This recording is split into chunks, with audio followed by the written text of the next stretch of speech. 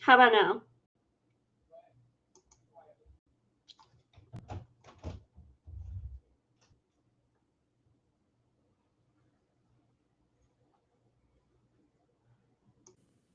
How about now? No? Oh, thank you. God, heaven help me.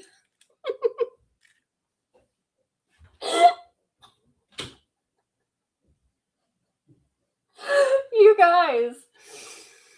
It'll be maybe live stream number 20 when we get this going right off the bat. Maybe 20.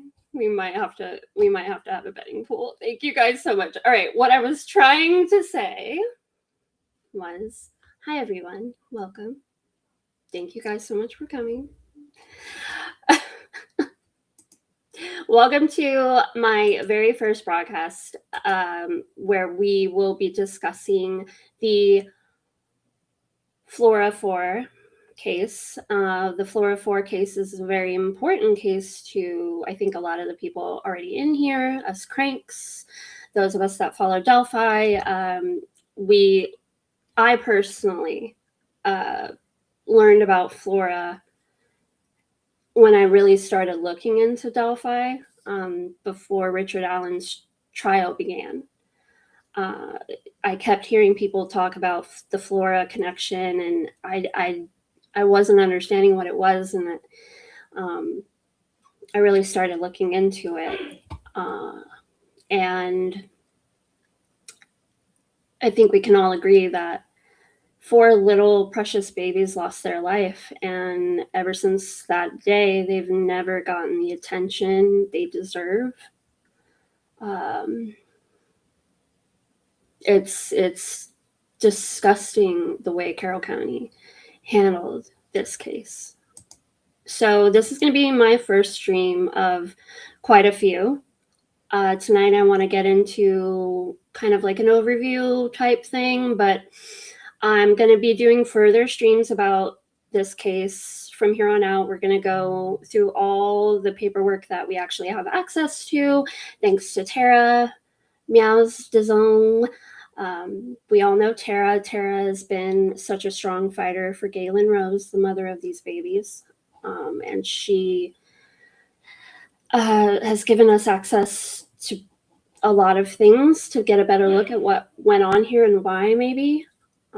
And I hope to have Tara on to speak with me regarding this case sometime soon, hopefully.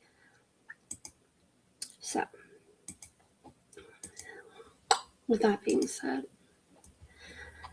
So, the Flora arson case, it centers on that devastating house fire. It occurred on November 21st, 2016 in Flora, Indiana. It resulted in the deaths of 4 young Black sisters, 11-year-old Keyana Davis, 9-year-old Keyara Phillips, 7-year-old Kerriele McDonald, and 5-year-old Kionnie Welch. Their mom, Galen Rose, escaped with injuries, while 2 police officers were also injured during their response. Initially, it was deemed undetermined by the Indiana State Fire Marshal's Office. The blaze was reclassified as arson in January 2017, sparking widespread suspicion of foul play. However, the investigation quickly became mired in scandals, including the resignation of key figures like State Fire investigator Dennis Randall, amid questions over the arson ruling, conflicting reports, and allegations of fraud that have clouded this case from the very first day. Compounding those controversies, the Indiana NAACP publicly criticized the handling of this case, rightfully so, labeling it a potential cover-up and suggesting it had been bungled, with some pointing to racial overtones in the small town's response to the tragedy involving a Black family. Civil lawsuits added to the turmoil. Rose sued the landlord for failing to provide working smoke detectors and pursued against Sears and Whirlpool, a defective stove or fridge, though these were later settled or dismissed. Despite renewed efforts, including FBI more recently going door to door in July of 2025, and a very measly $5,000 reward for leads, no arrests have been made nearly a decade later, fueling ongoing speculation, community frustration, and calls for justice in this unresolved case. So that's kind of like the generic general idea of what was going on overall. But let's get into... You have to forgive me, guys. I'm a little nervous today.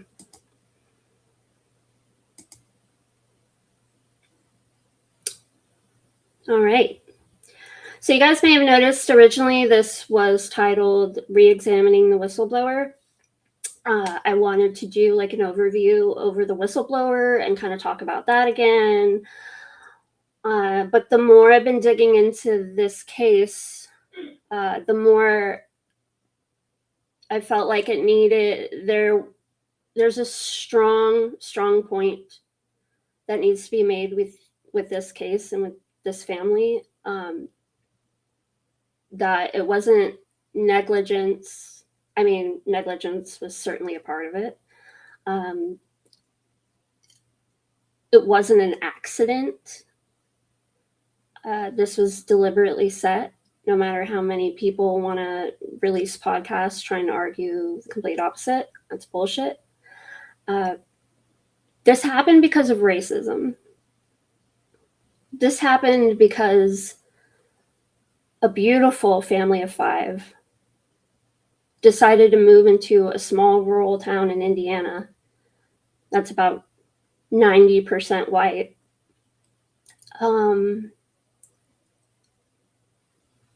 And they unfortunately moved into a town that not only suffers from a long history of racism and supporting white supremacists and, going as far back as the Klan and, being a town someone might say is a sundown town.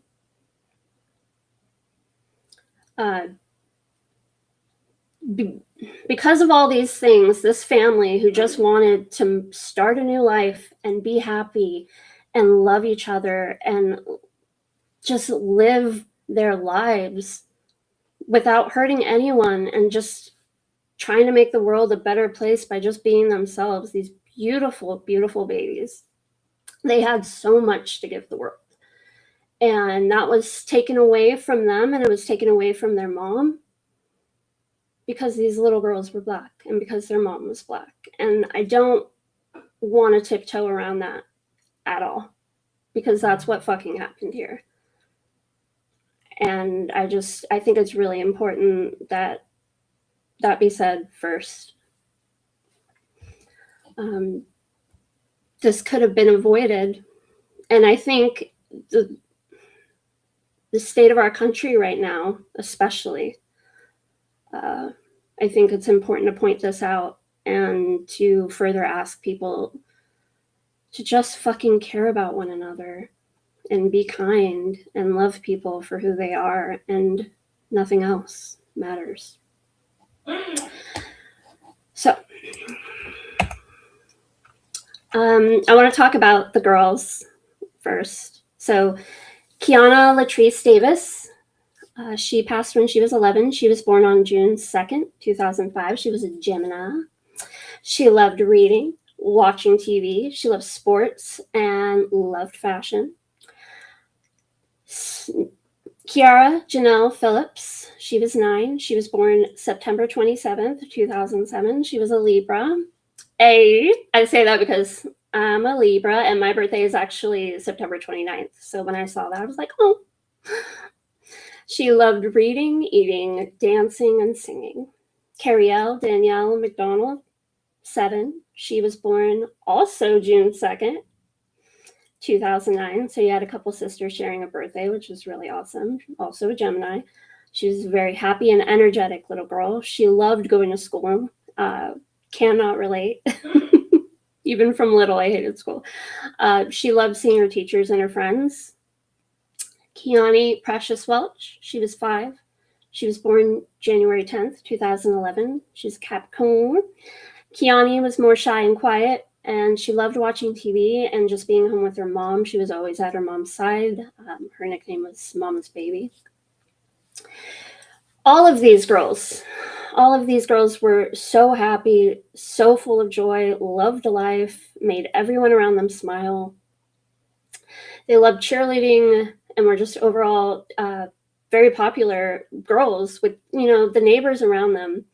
I was talking about racism and that being a strong motive here in this case, but I don't want to label that whole town as racist. That's certainly not the truth. There were plenty of people and neighbors around them that loved these girls and that cared about them. So that's also important to notate. All 4 of these girls were pure innocents and everything that's good in the world. They were taken by evil and hate, not money, not negligence, hate. So it's time for us to once again shine our lights on these babies and get them the justice that they deserve and that their mom certainly deserves. Galen has suffered for so long with no answers.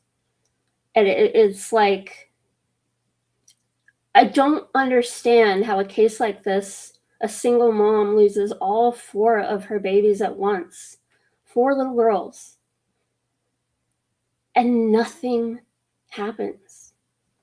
And it's like the world moved on, or the world never even cared to begin with. The only reason I knew about this was Delphi, right? I had never heard about this case. It had to be the story about the 2 little white girls that had to wake me up to this happening. It's fucking awful. So I want to get now into, let's just watch a couple like beginning news stories, just so in case anyone doesn't have some of the details of what exactly happened, we can take a look at those.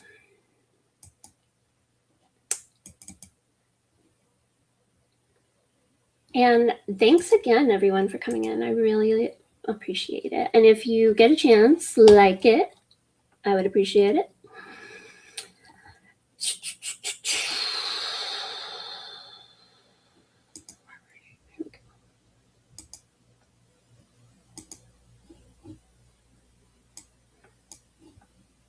Just a second, getting it ready.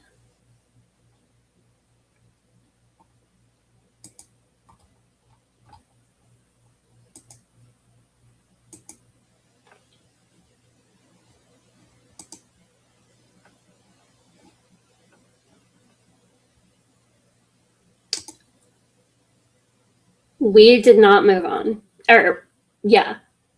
We didn't move on. That is true. And we're going to continue to not move on until these babies get some justice.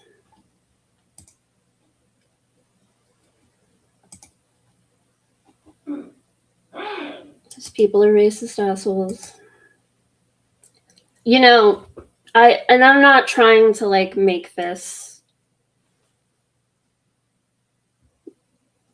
you know what I mean? I'm not trying to make this all about this, but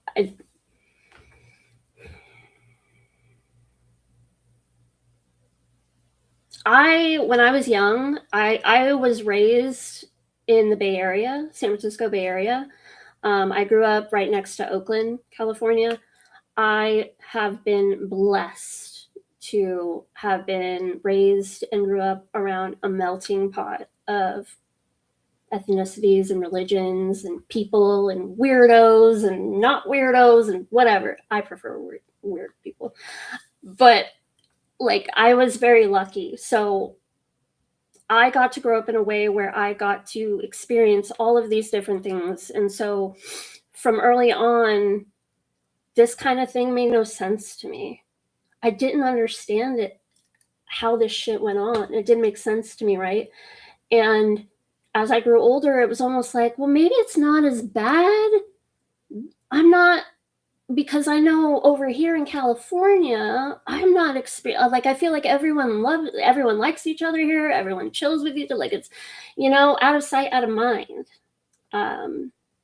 But I think more so now than ever before, with the way I'm looking at everything going on in the world right now, it's like, holy shit, this is a fucking problem. There are really people out here that are willing to kill 4 little babies, 4 little innocent little babies. For what?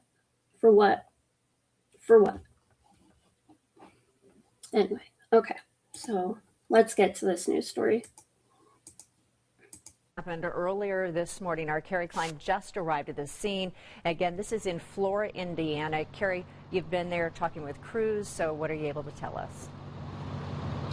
Good morning, Julia and Ben. This is what the firefighter here just told me is a community crusher. We have learned that 4 children have been pronounced dead here at this home in downtown Flora. I'm going to step out of the way so that you can get a look. What you're looking at is a house that has 2 apartments, a downstairs and an upstairs. We're told that a mother and 4 children were in the upstairs apartment of this house when the fire broke out shortly before 4 o'clock this morning. When firefighters arrived, the mother was able to escape on her own. They had to rescue the 4 children, but all 4 of them were pronounced dead here on the scene. We're also told that a sheriff's deputy with Carroll County suffered smoke inhalation, as well as a Flora police officer also suffered smoke inhalation and had to be airlifted to the hospital. The mother also taken to the hospital for smoke inhalation. That's all we know at this point. We do not know the ages of the children. We do not know the cause.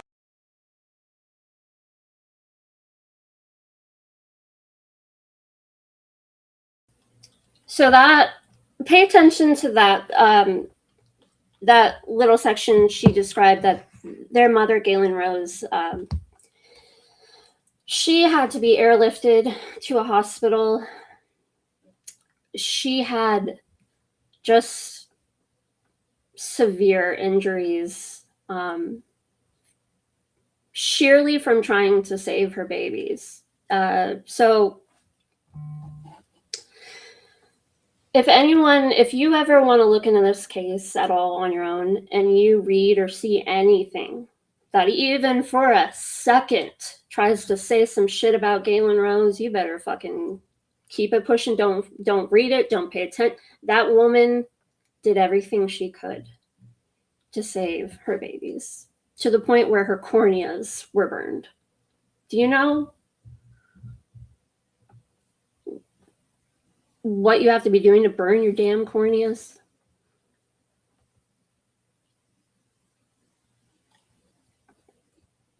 I hope, if I were ever faced in that situation, I hope I would fight as hard as she fought to get those babies.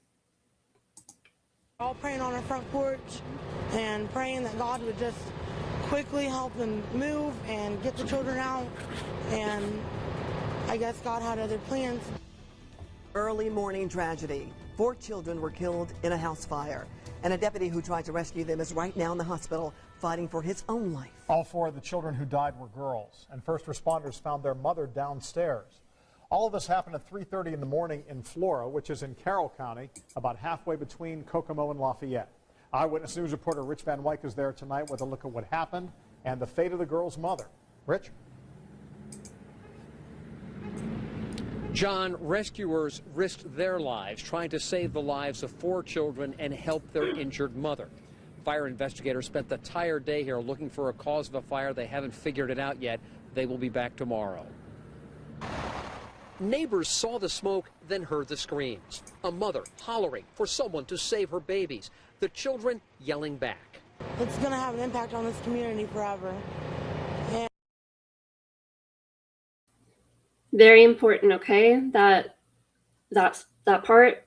Galen was screaming for her babies, and they were screaming back. And I'm always going to have the screaming in my heart and my mind. At 3:30 in the morning, the house in flames, 2 lawmen went in, trying to save the children. One of them nearly died. Carroll County Sheriff's Deputy Drew Yoder suffered burns and serious smoke inhalation. Flora police officer. I wanted to let these play, but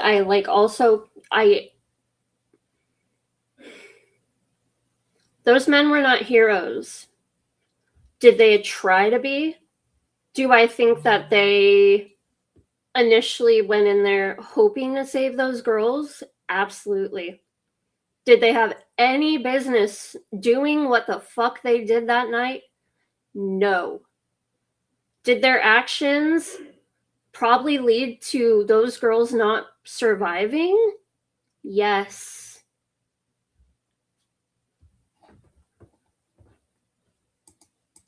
Officer Josh Dishinger pulled him out of the house to safety. If it hadn't been for that Flora police officer.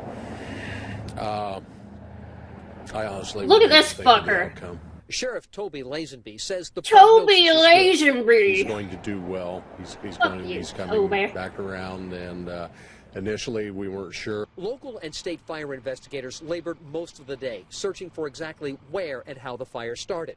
State Fire Marshal Jim Greason inspected the scene for himself and spoke with investigators. Nothing jumped out at them.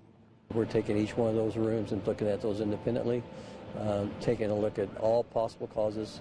The 4 children, sisters, ranged in age from preschool to the 6th grade. An unimaginable loss for any community, an unbearable tragedy for a community of just 2,000 people. These are beyond the point of community crushers, and it's not even just this small town of Flora.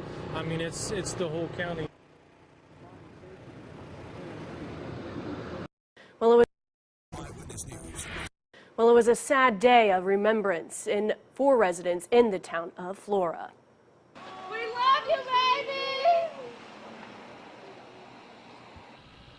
More than 80 people joined together at the Flora United Methodist Church to remember the victims of the fatal fire.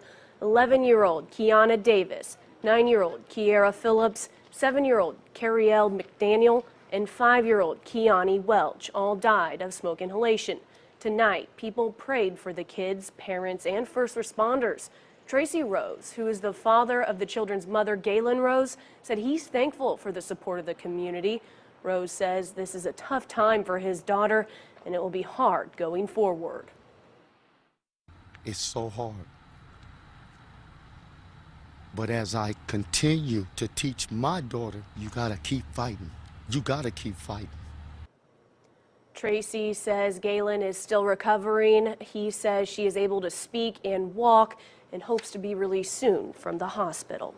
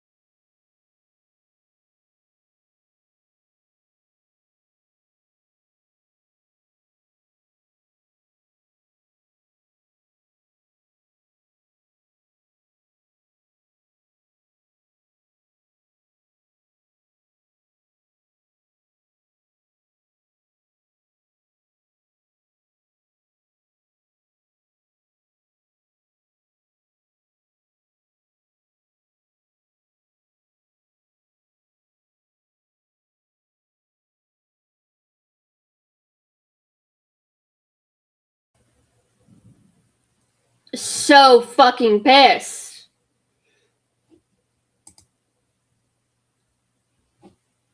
I was...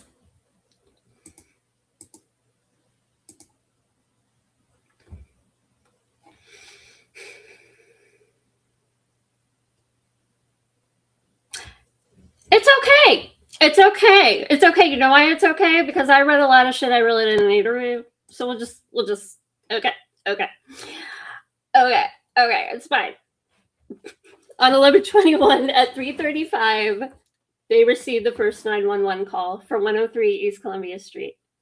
Yoder and Dissinger responded. They entered the house in an attempt to reach the 4 children in an upstairs bedroom. During the attempt, Yoder sustained burns to his hands and head, as well as possible internal burns. Dissinger sustained smoke inhalation. Yoder was transferred to a hospital. Galen was transported to a hospital. And all 4 of her girls were unable to make it out of the fire. Okay. Are we ready to hear what actually happened?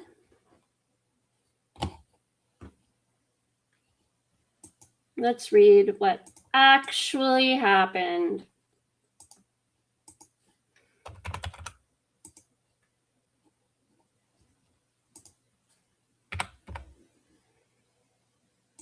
I can't believe I read that long.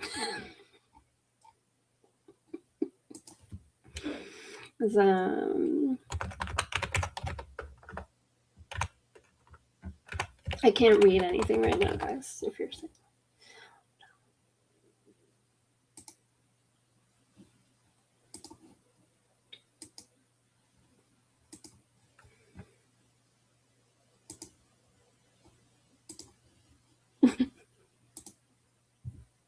Okay, can you hear me before I read it?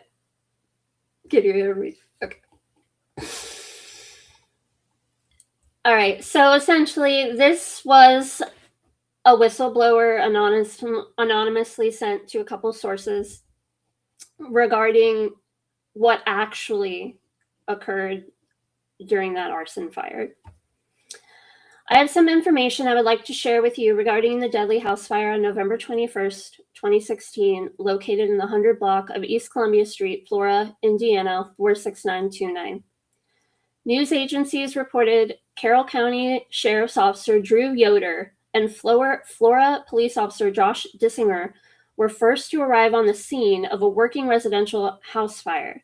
The officers attempted to make entry into the burning structure to rescue the occupants inside. The rescue attempt was unsuccessful due to the heavy smoke involved and resulted with both officers requiring medical assistance for the injuries they sustained.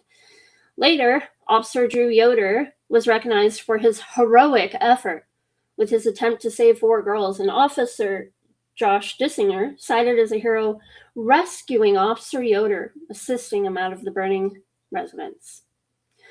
What has not been reported: Flora Fire Department already had a fire engine and firefighters on scene. Officer Yoder, on his own accord, disregarding fire department orders to stay out of the way, grabbed an SCBA off the Flora fire truck and placed onto his body before he entered the burning structure. Officer Yoder did not have any other fire department issued PPE on at that time, nor is he a member of the Flora Fire Department. Officer Yoder is a member of another fire department located in Carroll County. Officer Yoder knows as a trained firefighter he should have never entered the burning structure without the proper gear and by himself. Sometime during Officer Yoder's attempted rescue, his face mask came off and he was overcome by smoke inhalation. Officer Dissinger ran inside to assist Yoder's retreat. His face mask came on, disregarding firefighter requests to stay out. A seasoned Flora firefighter was on the scene with all PPE attire and assisted both Yoder and Dissinger to safety. The actions of these 2 officers compromised and delayed rescue efforts by firefighters to the 4 girls. EMS on scene focused all of their effort and time to evaluate and treat both law enforcement officers, delaying the treatment to the other victims. Firefighters eventually made rescue attempts after clearing the obstruction of both officers to the 4 girls, bringing each one outside. Okay, so actually, before we get there, let's pause.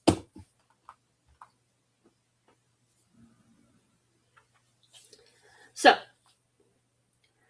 having looked at the dash cam and like reading into step-by-step kind of what happened, I think it is my belief that when they first arrived on scene, there was an initial attempt to go in and save the girls, right?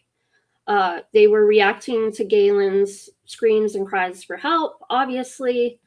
Went in there, attempted, couldn't do it, okay? He goes out, he gets in his car, he drives 24 seconds to the fire department. 24-second drive to the fire department. That was right there. Don't fucking know why they weren't already on the property. Don't know. He goes in there and he has to tell the fire department, hey, get it together. There's people inside. Okay? It's on the dash cam if you've watched the dash cam. So he has to tell them, hurry the fuck up. There's people in there. They go back, they get there, and these fuckers decide to do it again instead of waiting for the fire department that you just went and grabbed with all of their proper gear. I don't know, a fucking ladder probably? Did you know? Let me bring up something.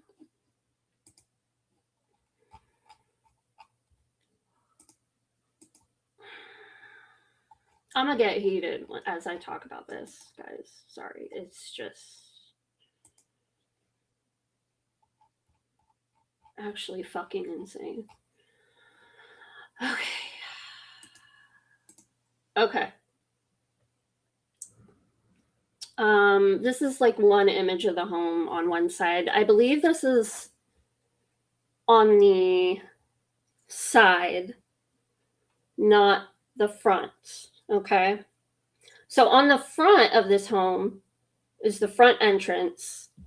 And when you enter, here, this is a better one to share. Here we go. Okay. Here's a floor plan of the home.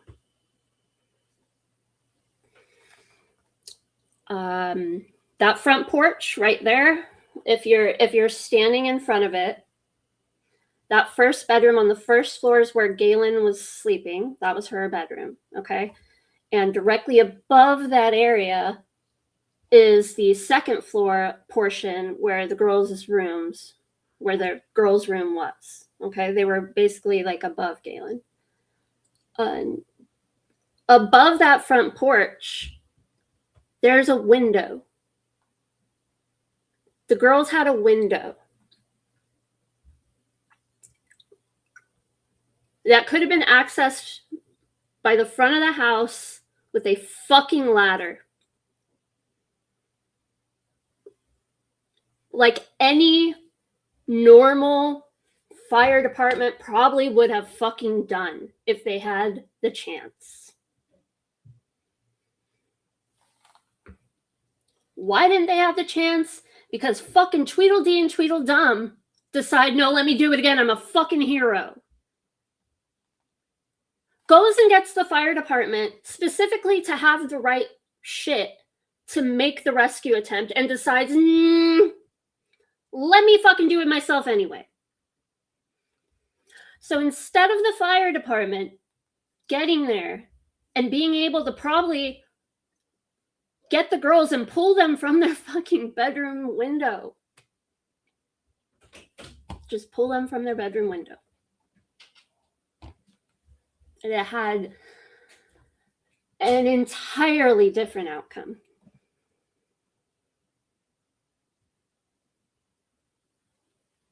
Imagine if someone had a ladder. The fire department had a ladder. There's no way they didn't have a ladder on the truck. They had a ladder. But it's like one of the, it's got to be like step one item to have besides water. It's like water, ladder, if you're a firefighter.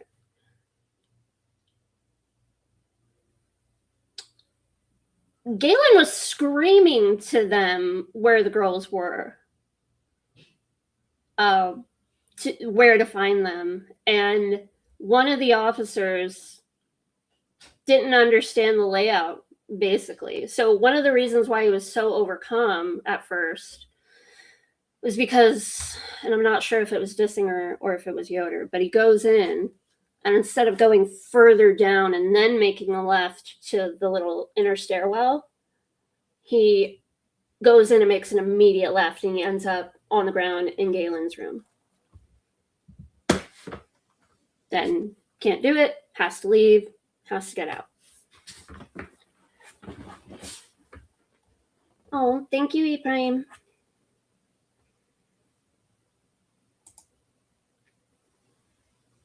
I don't know. I really don't know what kind of fire truck they had. But I don't think fire trucks don't have ladders. Do you know what I mean? Like I've never heard of a fire department saying, "Oh, but we don't have a ladder."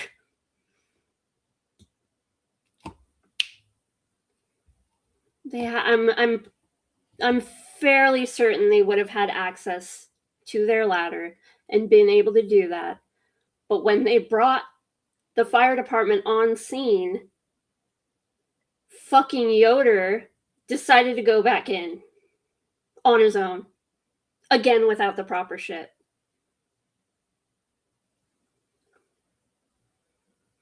So, because he did that, and because Dissinger had to respond to that, the fire department had to go in and save both Dissinger and Yoder.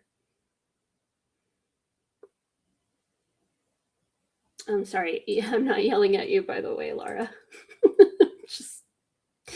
This case infuriates me. Hi, Keith. I mean, literally 24-second drive. 24-second drive. So I was just listening to a podcast. I listened to quite a few podcasts and, interviews and things I could listen to regarding this case.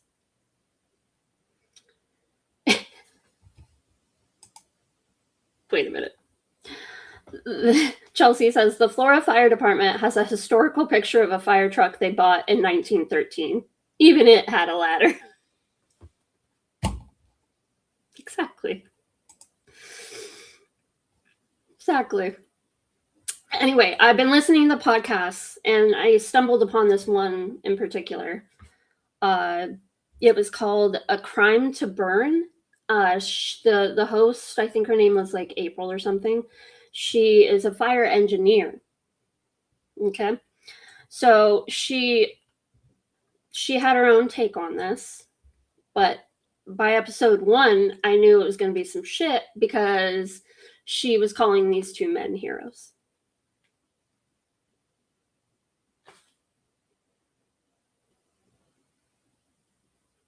Were they heroic? Were they heroic in their first attempt, in their obvious reaction, a mom screaming for her babies, there's a fire, of course, it was heroic for them to run in there that first time to see what they could do. Okay? Absolutely. I don't know what the fuck happened after that, but it's easy to see why someone might look at someone like Yoder and think, were you purposely trying to get those girls killed? Because that's how stupid that was.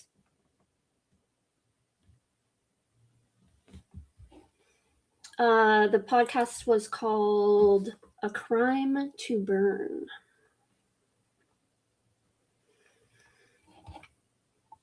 Okay, let's go back to this fucking whistleblower. Alright. Nope, wrong one.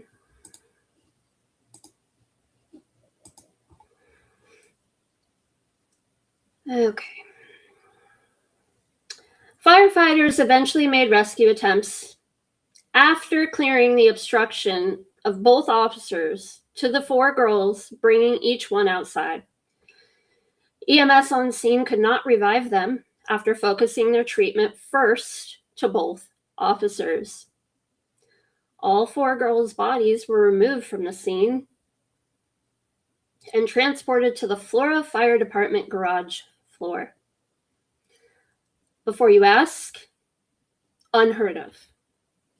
No, they never remove bodies, A, from a scene, B, to lay them on a fire department floor.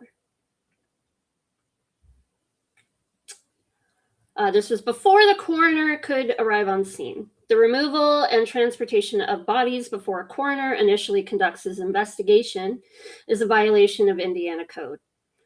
Fire personnel are trained to make a temporary morgue setting, minimizing the view of bodies from public. Why did they choose to ignore their own training or follow proper procedures? Their bodies then being placed on the concrete floor of the fire station compromised any forensic evidence that might have been present. First fire investigation occurred immediately after extinguishment. Salvage and initial overhaul preparations were completed. Fire investigators from responding mutual aid departments assisted the Flora Fire Department investigators. Their initial investigation determined one origin of fire starting behind the refrigerator, commenting the refrigerator as a possible cause. The firefighters who initially investigated this fire were from multiple fire departments located in Carroll County and were trained investigators from a former Carroll County Fire Investigation Task Force.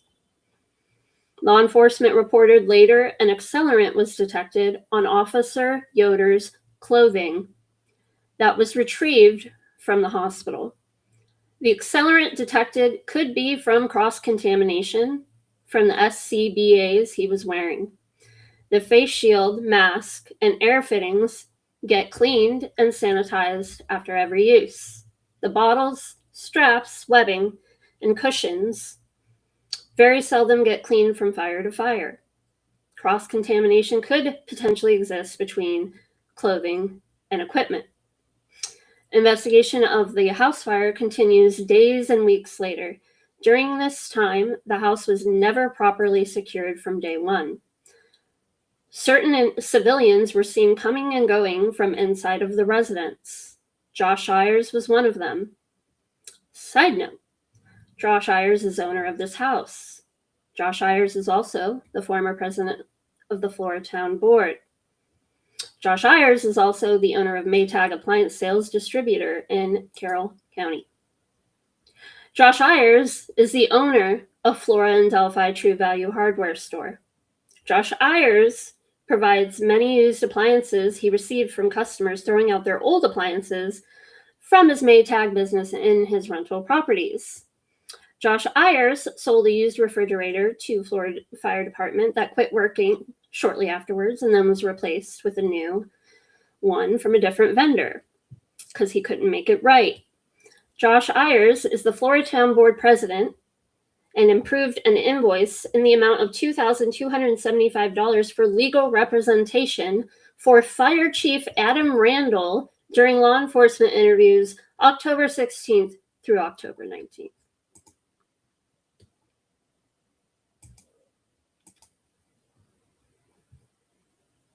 Josh Ayers also burned down his own store for the insurance. Okay. There's a lot of crazy corruption and connections. Shocker, it's related to Delphi. Shocker, it's Carroll County. Which we're going to get into for sure. Let me see something real quick.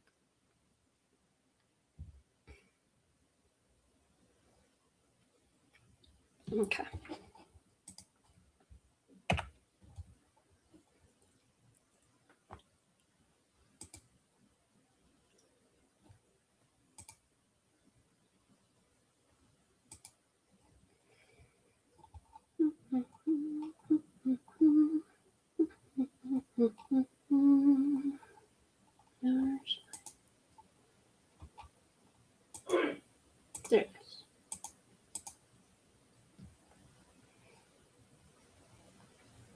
Hello?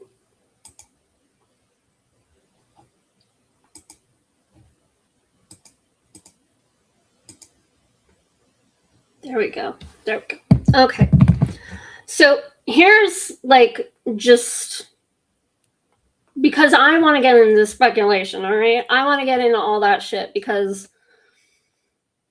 what that podcast I was just talking about, what also infuriated me about that podcast was like, well, we are just looking at the records and the reports and exactly what we know. But here's the thing, we don't know a lot. We don't have a lot because much like Carroll County always does, they hide everything or they make it so you can't access any of it, to include the 911 call, right? A 911 call, the first one that came in at 3:30, God knows what we hear on that 911 call. I know we hear Galen screaming for her babies and for her babies to be screaming back because they were alive.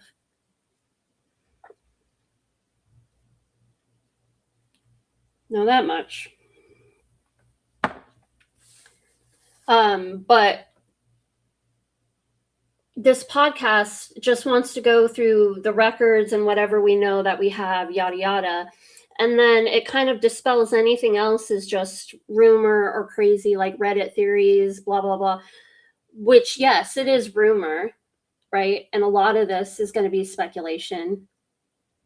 But I think when you're looking into a case, if you don't discuss the rumors or the speculation, how are you ever going to get to any kind of theory or idea or way to move forward or a direction? You can't. So I'm not going to sit here and just tell you fact by base by base, fact by fact. No, we're going to fucking talk about some shit. All right? Because it needs to be talked about. Because we're never going to get an answer for any of this if we don't talk about it. So first things first, Galen had woken up to the intense smoke at about 3:30 in her home. The fire had already started. It's believed that the fire started in the mudroom area. That's towards the back of the house. So in that back of the house, there was a back entrance. And through there was immediately the mudroom. And then beyond the mudroom is like the kitchen. And then there would be like the inner stairwell where you would get upstairs to the girls' room.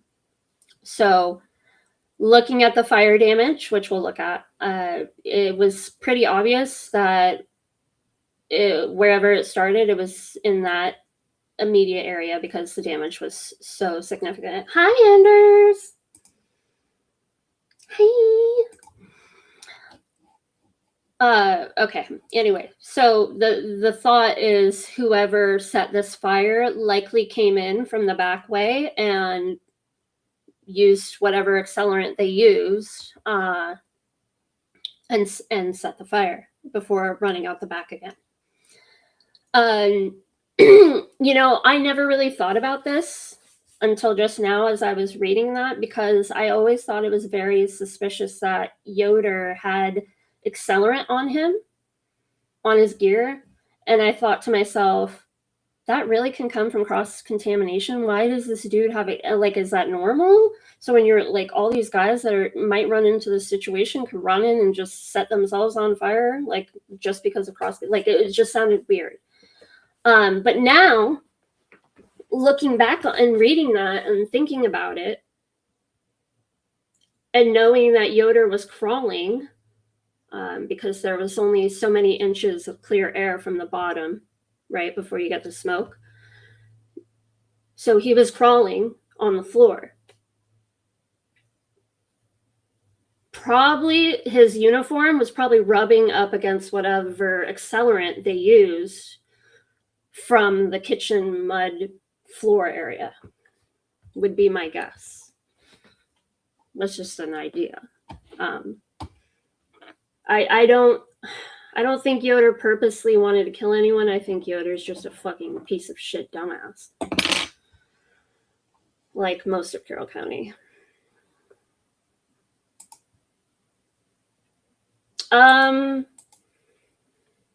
No, but I did read that. I read that the comment from Adam Randall. So Adam Randall is the fire chief, and Adam Randall was on scene really quickly. Don't know why. Don't know how he got there so quick. Don't know why the fire chief was there so quick. But Adam Randall was there, and he attempted to go through the back way and crawl in an attempt to get the girls. And he said he saw a line of fire, basically. And the line of fire was like from the dining out towards the back. So when I'm thinking of a line of fire, I'm almost thinking like someone might have used a liquid accelerant on the ground and maybe just did a line from, ran in and threw some on the floor and ran out. Maybe. Who knows? It's a possibility. But if that accelerant's on the ground, if it was a liquid accelerant and it was on the ground and Yoder was crawling on the ground to try to save the girls, it's possible some of the accelerant got on his on his clothing. So that would kind of make sense to me, actually. Which just further proves there was fucking accelerant used, because people still argue that there was no accelerant. There's no proof of any accelerant. Well, that's because we don't have all of the fucking paperwork. We don't have everything that shows how they came to that determination. So, no shit. All right. So, 3:35, the first 911 call came in. Dissinger and Yoder arrive. Galen escapes with multiple extensive injuries. She did everything she possibly could, and she thought that the fire department and Carroll County was there to save her babies, and they should have.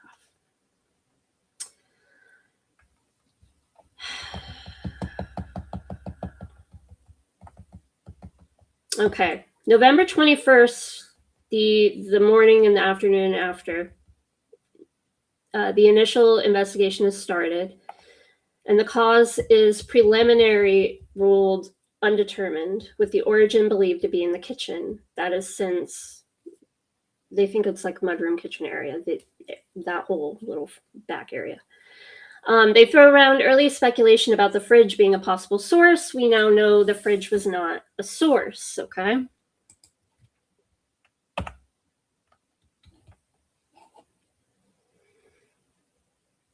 Beautiful babies.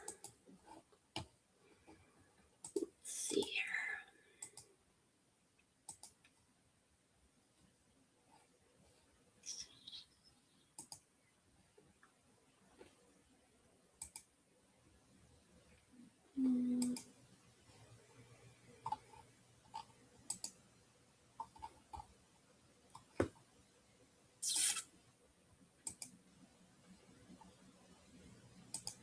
Eyewitness News. 13 investigates.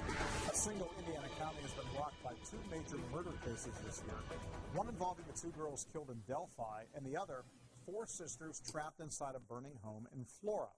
Investigators say someone deliberately set that fire, and tonight, state police are questioning persons of interest as family of the Flora girls wants to know why the arson case has gotten less police support, reward money, and public calls for help. 13 Investigates went in search of answers. Sandra Chapman takes us inside the case. It's one of the worst things that ever happened in Carroll County. It might be the worst. It's been 6 months since 4 little girls died in a house fire in Flora. Now, Indiana State Police say it has identified persons of interest. I believe that somebody knows who was in that house. Bullshit. How many times have we heard that before? Fucking Doug Carter. There goes. I believe it. You have nothing. You have nothing. You know nothing. Once again, you're just fucking trying to act all, oh yeah. You do nothing. Carroll County does nothing. I don't know what the fuck they're doing all day, but they're not saving lives. They're not solving crimes. They're not stopping fires. I don't know what the fuck they're doing.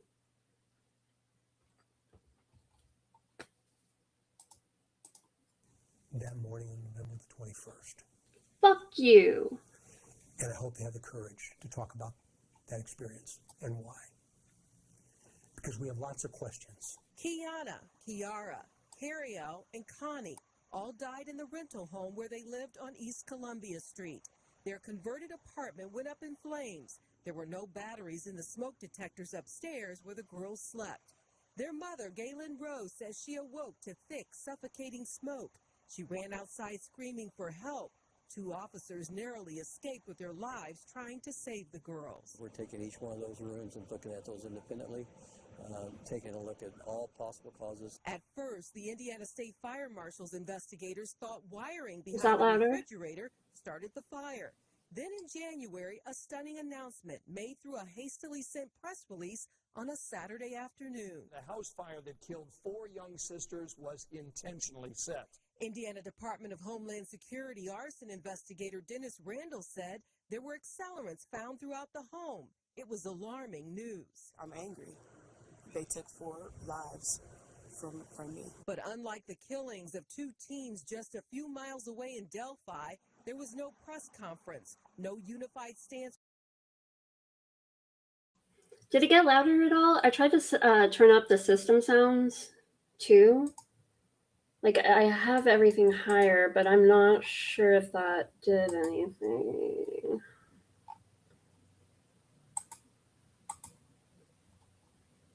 I wanted to pause right here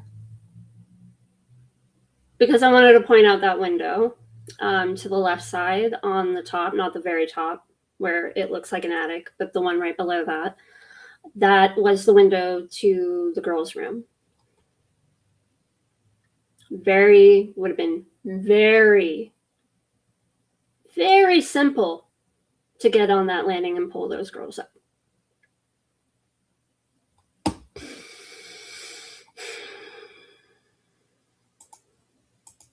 With state and federal investigators vowing to track down the culprit and no notification of the arson announcement to the Carroll County prosecutor or key investigators. I want publicity about this case because I want it to be solved. Was ISP aware that that release was going out on Saturday? We were not. The fallout behind the scenes was immediate. Superintendent Carter says the release was premature because ATF had yet to get evidence back from the lab. There has been conversation about what happens is going to be shared with the ISP and with the detectives assigned to this. But 13 Investigates has learned that hasn't happened. An independent arson investigator working the case sent a scathing email to the Department of Homeland Security and Fire Marshal Jim Greason about the DHS investigation.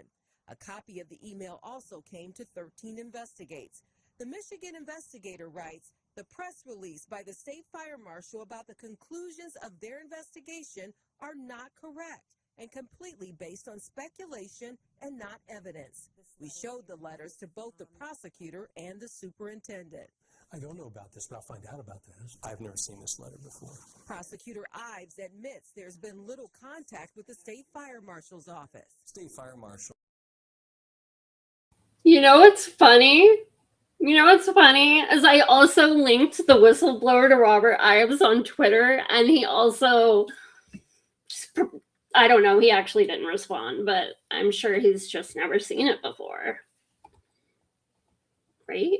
I've just never seen it before. I have no comment. Considers, I believe, part of its task to look into the criminal aspect of a case, but as far as I'm concerned, the lead investigative agency for this case is the Indiana State Police. The state fire marshal refused to sit down to talk about the Flora case. All of this as state police ask for witnesses to come forward on behalf of 4 little girls. We need people to be talking to people and people to be listening to other people and then reporting it appropriately. My only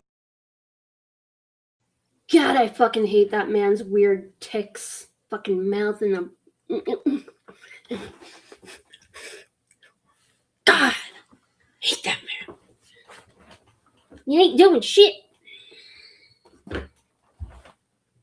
oh, people need to talk to people, and people, great point, Doug. People should talk to people. In fact, I would argue that people did talk to people and you never looked into it. I would argue there's a whole white supremacist gang roaming around Carroll County and you didn't question a single one of them.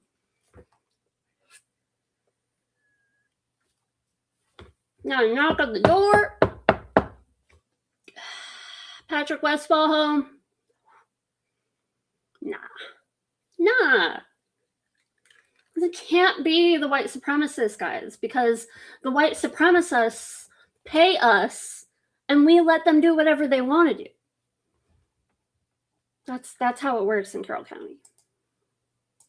My concern about this case is that it's properly investigated.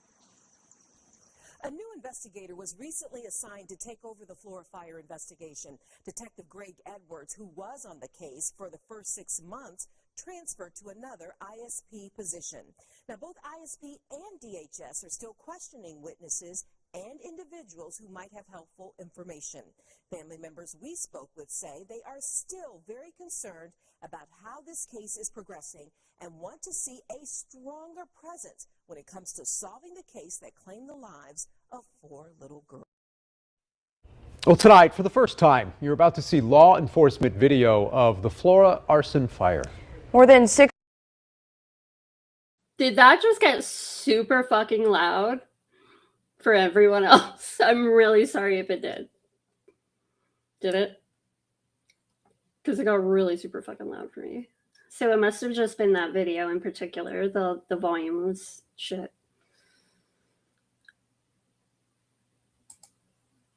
All right. 6 years ago, the fire claimed the lives of 4 young girls. They were sisters, ages 5 to 11.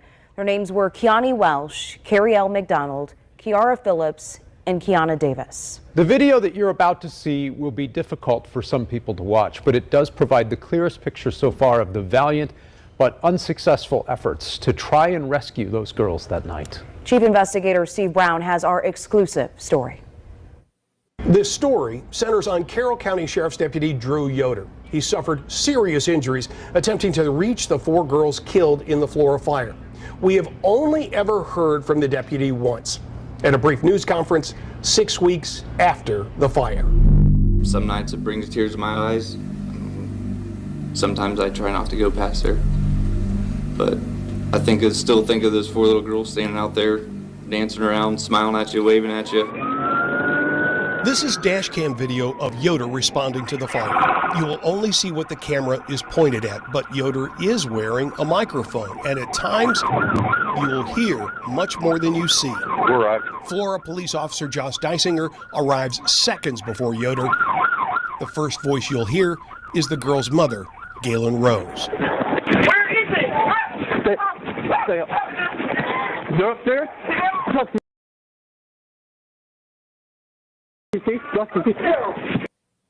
Hot County, send Cutler Fire as well. Get Cutler Fire in there as well. Yeah, where are the kids? Upstairs?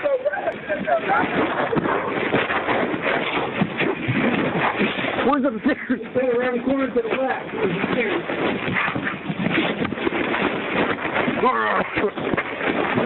Josh, I can tell.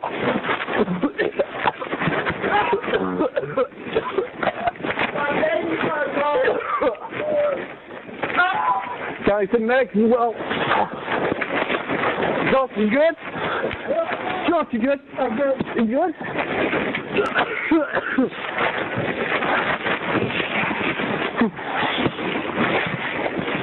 I can't kill, man. I can't kill. Inside the house, Yoder faced intense heat and thick smoke without protective gear while trying to climb this set of stairs. Then at the top, a landing on the left and another shorter set of stairs leading to the girl's bedroom. The girl's mother desperately tries to direct Yoder around that landing. Yeah, you go around the corner. Please. Let's go. Go around the corner. Keep going. But the smoke was too much.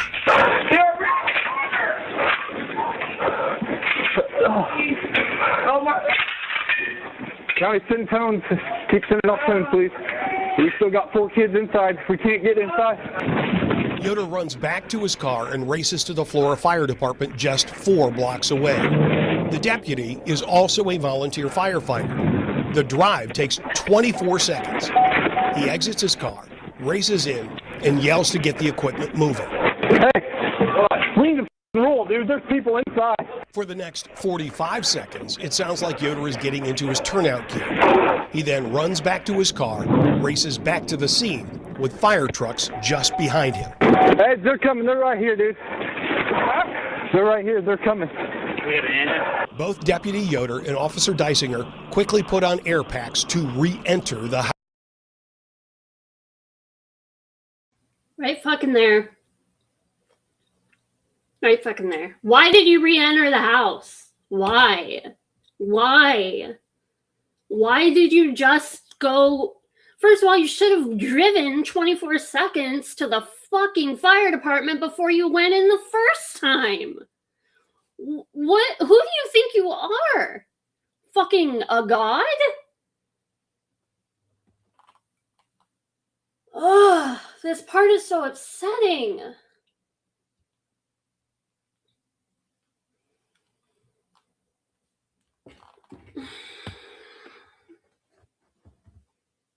It's stupidity on an almost unreal level. Why would you not? Why are you saying the fire department are here and you go back in?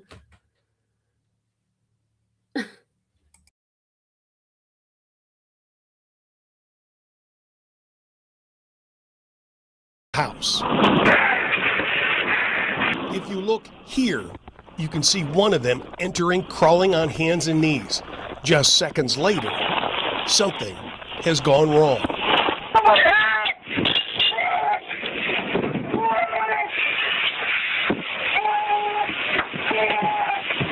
At 3:45, an emergency call goes out. Officer down.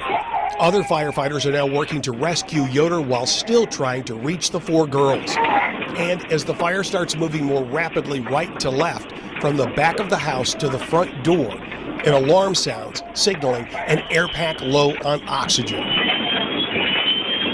Firefighters would reach Yoder and the 4 girls and bring them out. Feverish attempts at CPR were performed on the girls without success. Yoder was rushed to the hospital. At the same time, flames engulfed the entire house. The last thing we see on the video is an advanced life support vehicle pulling up just before 4 a.m. It would be almost 2 months before it was announced the fire was an arson. In the 6+ years since, the investigation has not produced an arrest. Before making our final decision to air the dash cam video, we did show it to Galen Rose at her request. She supports airing the video. It is her hope that it will generate tips from the public that might finally bring this case to a close. That number is 1-800-382-4628. You do not have to give your name to provide information. Steve Brown. The head of the Indiana State Police telling Fox 59 more than 6 years after the deadly Flora fire, the investigation has developed very little information. The fire happened in November of 2016 and killed 4 sisters. Their names were Kionnie Welch, Keyara McDonald, Keyara Phillips, and Keyana Davis. And now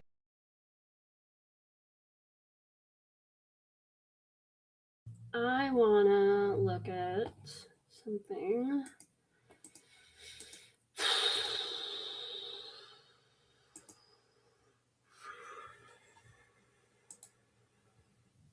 What was I looking for?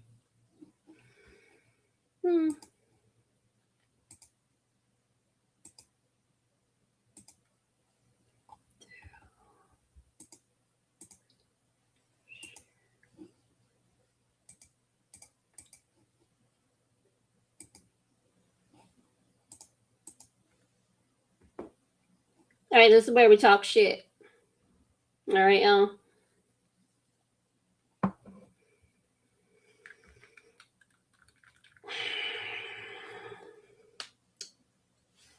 So, this crime has multiple things went wrong. multiple things went wrong, right? The first thing that went wrong is whoever did this was born and decided to eject their fucking disgustingness and hatred onto the world instead of just doing the world a favor and killing themselves, maybe, allegedly, possibly. So there's that. There's the blatant negligence of the landlords. Josh Ayers is the landlord. Josh Ayers owned a lot of things around that area. Josh Ayers was, I guess you would consider him a slumlord, right? Because he was, in the case of Galen's property, he had taken out an insurance policy maybe a month or so prior to this arson for something like $300 and something thousand. I don't know the exact figure.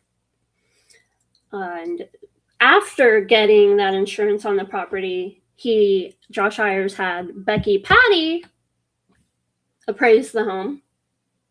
There's our first little Delphi connection. Okay, so Becky appraised the home for like 40 something thousand, whatever it was worth. Okay, so yes, the amount of insurance that he took out, that property was not worth even close to that. So obviously that's like, weird. All right. Josh Ayers, according to records, has maybe possibly had one of his businesses set on fire so he could collect insurance on it before. Maybe. I don't know. Allegedly. Okay, so that's, aside from that, Josh Ayers was guilty of doing a bunch of other incredibly irresponsible slumlordy things, like the one smoke detector in the home was in that stairwell before the four girls' bedroom. It didn't have a battery. When they collected that smoke detector, it did not have a battery in it. Okay. So that is obviously a big no-no as far as landlord and all that shit goes. So you've got like a slumlord landlord dude who likes to set shit on fire to collect money, likes to leave his shit malfunctioned on purpose so that it will set on fire so he can collect money, right? Allegedly. But I don't believe that Josh Ayers did that and purposely had that fire set to collect the money on that home specifically, despite the fact that they had people living there because of money. Because Josh Ayers had a lot of money. Josh Ayers is not hurting for money, okay? So it's not like, yeah, I know I've got a family of 5 living there, but I really need some money. Let me like have someone go set it on fire real quick, and you know what I mean, okay? So you've got the whole slumlord negligence bullshit going on over here, but you've also got fucked up white supremacist racism everywhere you turn around, fucking Flora, Carroll County, right? So that's a whole other part of it too. So that's the third part, all right? And that's that part of it, the racism and the Carroll County being a piece of shit. That's kind of what snowballs into Delphi happening. Abby and Libby get murdered, and all the attention and money and focus and Dr. Phil interviews and going on podcasts and whatever you want to call, all that shit happens for Abby and Libby, but never happens for Galen's girls. Galen's girls got a bench in their name, in their honor. Abby and Libby got a fucking baseball park. And dozens. They got a lot. And I'm not saying they shouldn't have gotten a lot. But Galen's daughters should have gotten a lot too. And that's kind of where Carroll County and the disgusting, seedy underworld of it comes into play here. So, who set this fire? Who set it? We know that the landlords were negligent and irresponsible. We know that Galen was able to sue them and got a settlement of an undisclosed amount of money, I believe, in 2024 or 2023. Maybe it was 2024. Okay, so she was able to sue the landlords and get some kind of settlement for that. There's no settlement in the world, except for losing all of your children. But I am glad that she got something. But as far as the criminal aspect of this crime, right? So people have paid for the negligence, but no one has paid for the actual murder of these babies.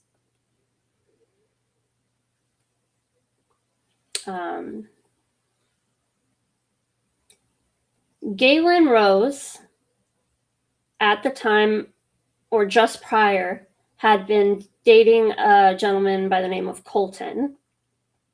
His last name starts with a C. And they weren't serious. And I believe Galen had mentioned that they had stopped seeing each other because of an incident maybe a week prior to this happening. Right? So that within itself is like, wait, they just broke up? Or it didn't work out for whatever reason? Yeah. But more importantly, this guy Colton is a white dude. This guy Colton has a record. He loves beating women. Colton loves beating up women. And Colton is a known associate of Carroll County's #1 fucking after school club, the Vinlanders. So. Aw, thank you. You're so cute, Emily. Oh, you're so cute. Okay, so Colton, associate of the Vinlanders. Yeah. Probably saw some tattoos that weren't adding up very well. At this time, I think it's important to state that in interviews as well, Galen has made it clear that Galen and her daughters came from Missouri. They moved from Jefferson City, Missouri, I believe. And when they came over to Flora, Galen had noticed like a shift pretty instantly of like the way people were treating her. If you see a cat, that is my cat. She noticed a shift right away. She even said that she had worked at a Marathon gas station. Marathon. She had been working in a Marathon gas station, and one of the customers had come in and literally threw change at her. So what she had to deal with and the shift in attitudes towards her when she moved there was pretty dramatic, and she noticed it pretty instantly. Okay, so then she starts dating this Colton guy and didn't realize Colton must be a fake white supremacist because apparently likes being with Black women romantically, but wants to pretend he's Barney badass behind the scenes. So yeah, Colton was questioned after all this went down. they did do some police work. Let's see.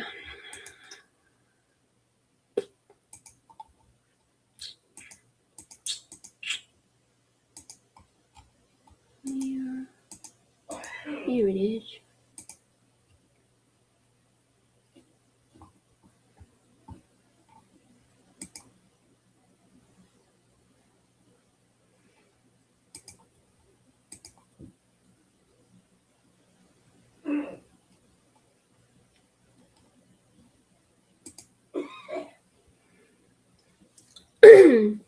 So there's a lot of fucking weird people and connections throughout this whole story, and they all connect. Ugh, just so incestuous over there.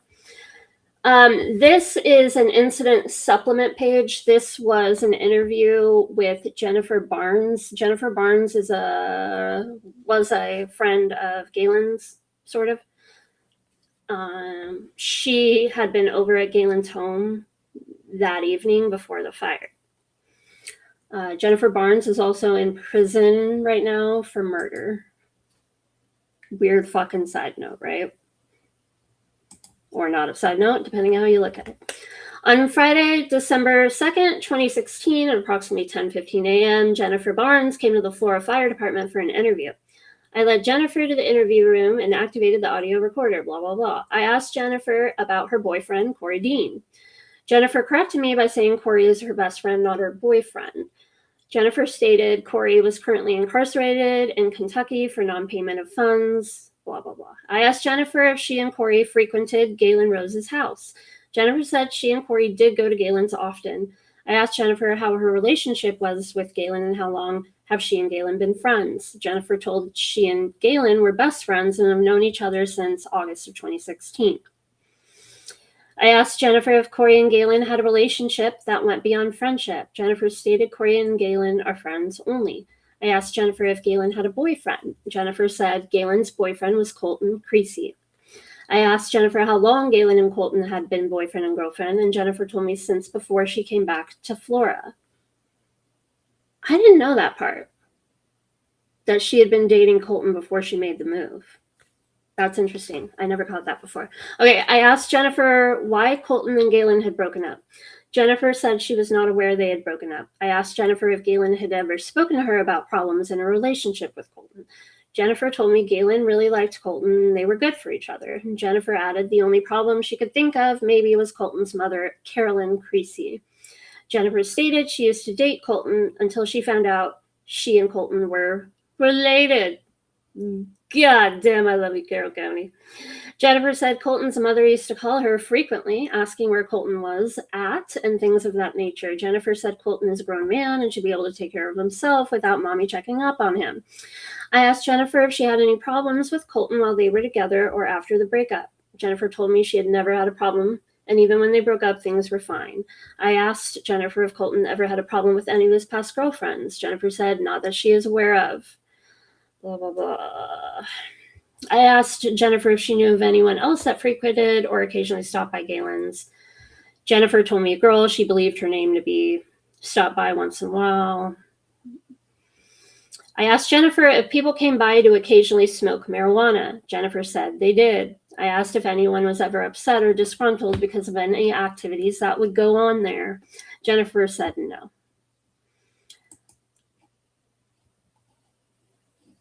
Colton Creasy does sound like a Dahlia West fucking book.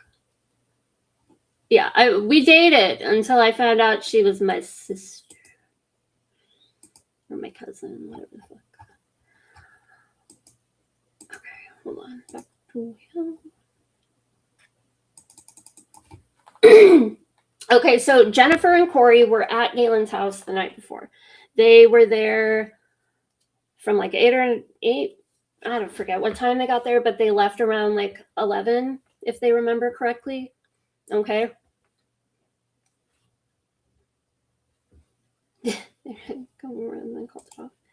It does say in her interview, in Jennifer's interview, that they told Galen they were going to eat and come back, right? So they left at 11. They said they were going to come back, and then they didn't come back. And Jennifer said that they ended up not coming back because she had work at 5 a.m. Well, you had work at 5 a.m. 5 hours earlier, so why were you going to come back? But that's probably just me looking way too much into the semantics. So odd, though. So the questioning there at the end, I don't know if you noticed, but they wanted to focus on the weed quite a bit. Galen has suffered a lot of bullshit of people trying to blame what happened on her.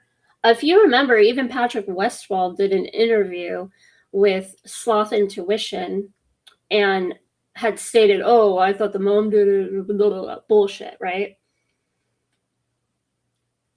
Which is interesting because the mom bullshit and the drugs and all that was being fed by the fire department, if I'm not wrong, if I heard Tara correctly.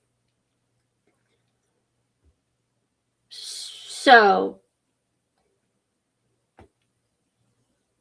I wonder where Patrick Westwall heard that from. I would like to know that. Anyway, so Colton was obviously an early suspect. They didn't really look into him, but apparently he had also texted Galen right around the time of the fires going on his way to work. He said he had asked about the fire, and there was some rumors that he had asked about the fire before anyone knew. But that could be debated. He said he already found out because he was up early going to work. And the town was like already talking about it. So Colton hung out and maybe was a Vinlander, possibly, maybe, allegedly. And Vinlanders really don't like race traders at all. In fact, you'll find that in white supremacist groups, if there's white victims, it's typically because the white victim was a race trader in some aspect. Whether there was a case in Indiana, a woman named Kelly Yeager, I don't know if it was Indiana. She was killed by a Vinlander, if I'm not mistaken, because she had a boyfriend who was black. Another funny side note is on Facebook for a time being, Patrick Westfall's name on Facebook was like Tyson Yeager, like a callback to that murder, which is really fucking sick, right? Anywho, more rumblings that connected this with Delphi was also rumors of the fact, not rumors, but Patrick Westfall had property that was like right down the street from Galen's home, okay? So let's pull this up.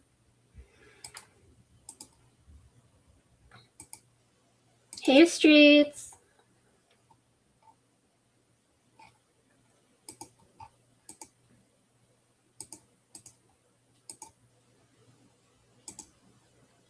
Okay, so that little red dot,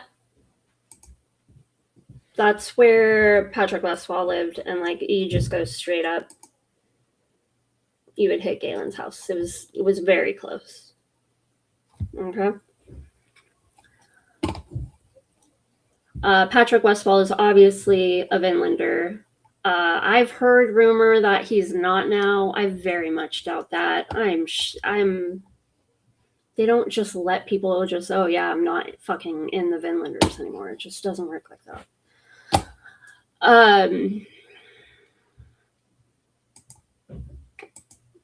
So the night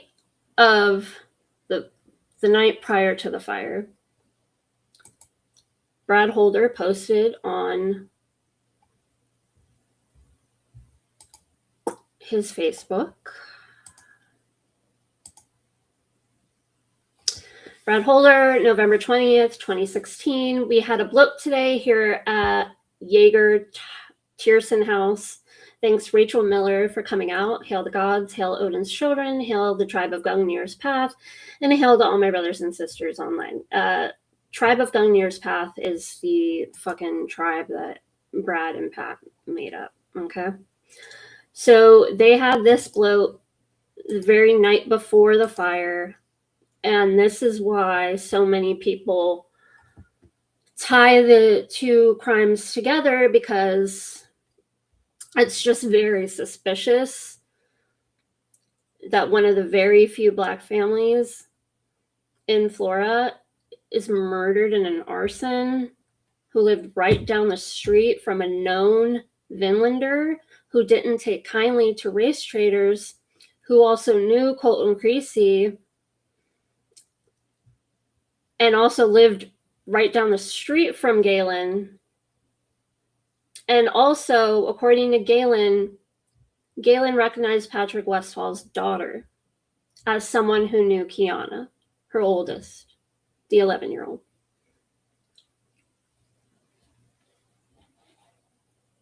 Okay. Galen was shown a picture. She did not recognize Brad Holder, but she recognized Pat's daughter.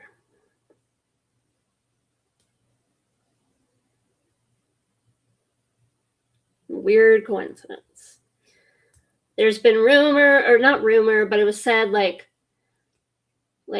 his daughter may have just gone to school with them, or it's possible they had been having issues with each other. I don't have the exact quote. And Holder just has such bad luck. Such bad luck. Okay. So these could be completely coincidental, right? But it could be completely coincidental. But I do think that whoever's guilty of this arson, the only issue they had with this family was that this family dared to be born Black and move to a 90% white town that was known to be a sundown town, where if you were Black, you better not be out at night. Like, it was that bad. It is that bad. It is that bad. I hate to hate, but I hate Patrick Westfall and Brad Holder, and I hate that. White supremacist men sleep with whoever will sleep with them. They really don't care about race, not most of them. They just want to be violent, probably. I also think a lot of these men don't really have any they don't actually care or believe in anything. I think they just want to belong, and they're fucking full of shit. Little bitches. So there's that.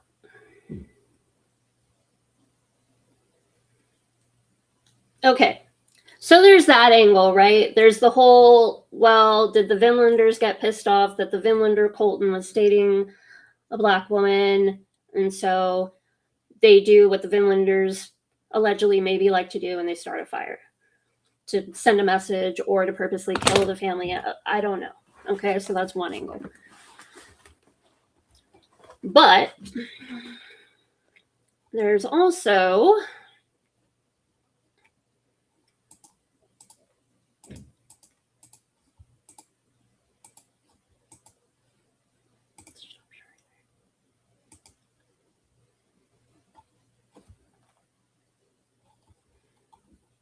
you're dealing with.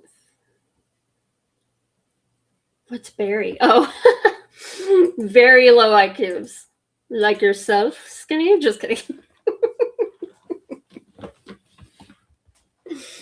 Yes. What was I going to? Oh, yeah. Okay. Actually, before I go into the other angle, I want to watch a little bit of this before. Where are we going? Where are we going? Share.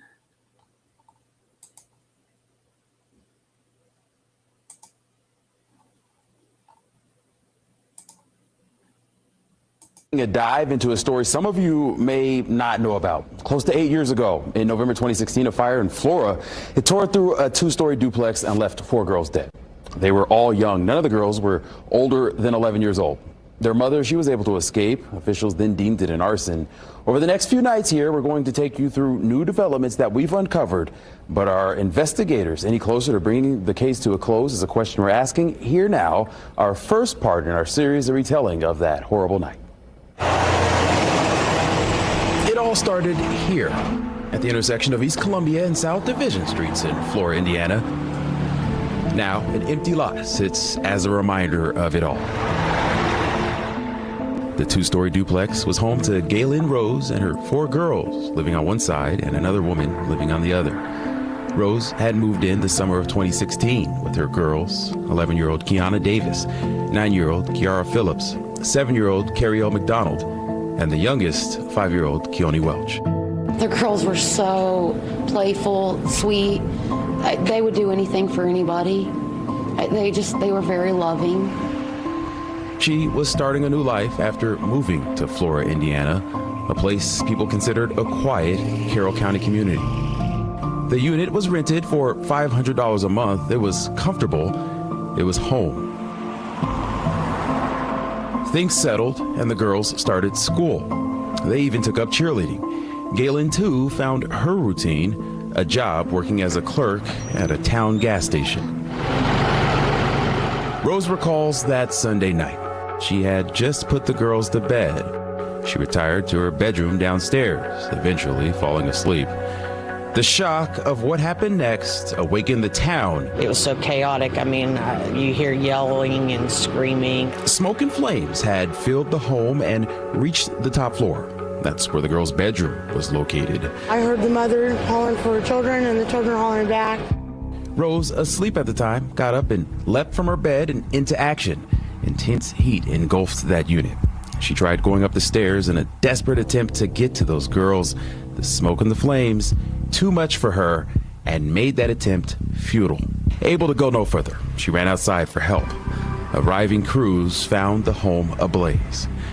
According to documents, Rose had to be intubated by EMS and then transported to the Eskenazi Burn Center. And for my daughter to say, Dad, I tried to get him.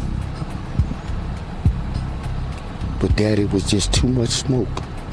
Documents also share she suffered burns on her body and damage to her eyes as her corneas were burned. She spent days there, learning eventually that her girls did not make it. It is just so hard. It's so hard. The investigation gets underway, and eventually officials conclude it was a case of arson. Questions were being asked, and the search for answers started, continuing over time. I just don't see how anybody could even think about doing something like that. And I hope one day I can look into the eyes of a person that killed 4 little girls and then explain to you what we knew and when. As I continue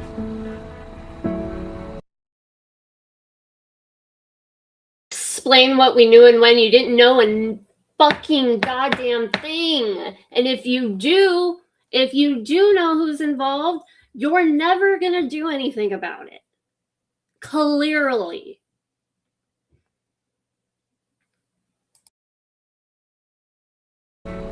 to teach my daughter, you gotta keep fighting. You gotta keep fighting. Who had done it and why? There are many pieces in the investigation of the girls' deaths. There are lots of twists and turns and resignations that are going to bring about various questions. She's not spoken about this in a pretty long time, but Gaylyn Rose, the girl's mother, agreed to sit down with News 8.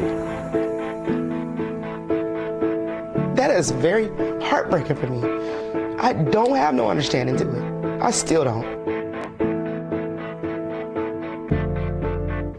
And this isn't it. There is a lot more to the story. In the next few days, you're going to hear much of it from Galen Rose. We sat with her for nearly an hour talking about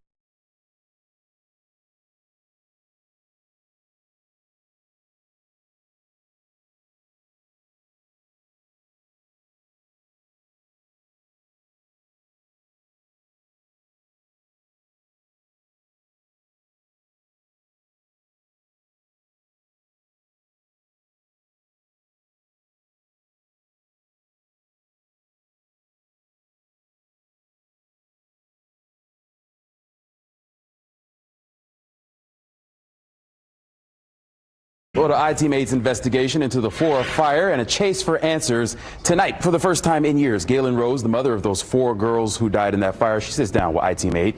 No topic off limits during an interview that often became very emotional. We start now with the questions that she sought answers to for years, how she made it out of the fire, but her girls did not. You wasn't there. You didn't experience what I experienced.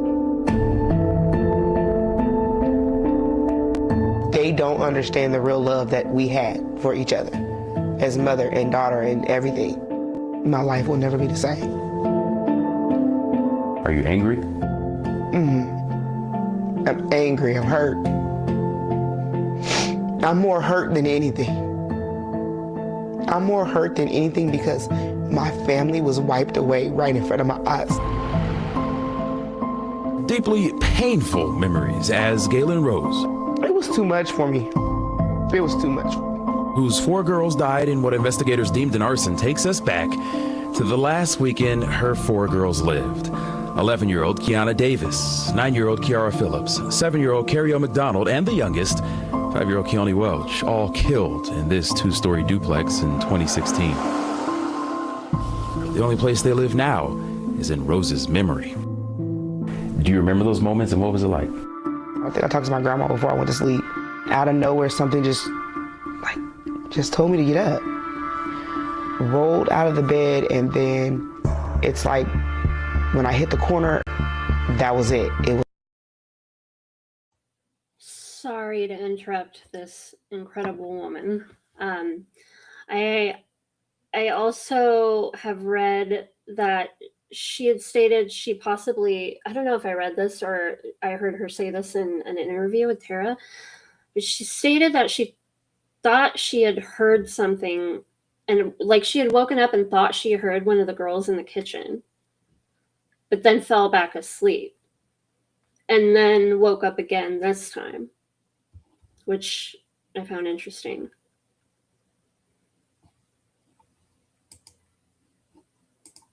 It was like I am standing in front, I'm in a house, but my house is on fire.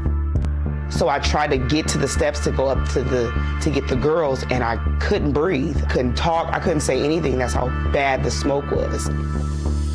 All I remember is the ambulance coming, and they put me in the ambulance. And I literally was like, my babies, I wouldn't stop saying my babies. Medical records show Rose was transported to a local hospital. Her injuries placed her in a burn unit, her skin singed, smoke in her throat, and intubated. For months afterward, nightmarish reminders of what happened in Flora caused her to move from Indiana. Years later, she returned to the Midwest. Right now, we're in Jefferson City, Missouri, here where it all began. This is where the girls were born, or in cities not too far from here. This is where Galen Rose has settled after spending some time in California after the girls' deaths, because it's here where she's close to family, but far enough away from the painful memories of Flora.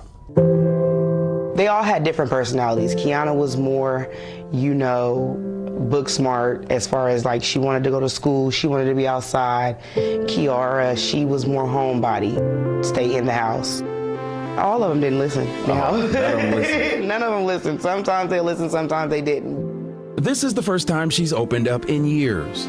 Jefferson City, Missouri, a small town on the Missouri River where the state capitol looms large over Main Street, bustling on a cold winter afternoon. It's where here her girls went to preschool, then elementary school, and here where they were born. Those early years added up, becoming critical as Rose learned to be a mom and they all learned to be a family. It wasn't here, however, that she says she discovered prejudice. Why did you decide to make the change? We decided to make the change just because I wanted to go and be somewhere different. It was totally different than Jefferson City. I worked in the Marathon, the gas station. Every day I would have a gentleman come in there and throw change at me because he wanted coffee. Yeah, it was, like I said, the energy shifted, a very big difference in that town. 6 months after moving into the two-story duplex, it went up in flames. In arson. Investigators searched for the person who did it. 6 months. They barely had time to, like, settle in before this happened. They couldn't let this family have peace for no more than 6 months before whoever the fuck. What do you think about how they've handled the investigation? I just feel like they were moving too fast to just jump to their own conclusions without stopping and thinking. Why do you think they'd want to jump to a conclusion? I'm black, to be honest with you. That, Rose says, led attention to shift when 3 months later, not far in Delphi, Abby Williams and Libby German too. That's what I was saying earlier. Even if these girls didn't die because some racist set fire to their home, these girls still died because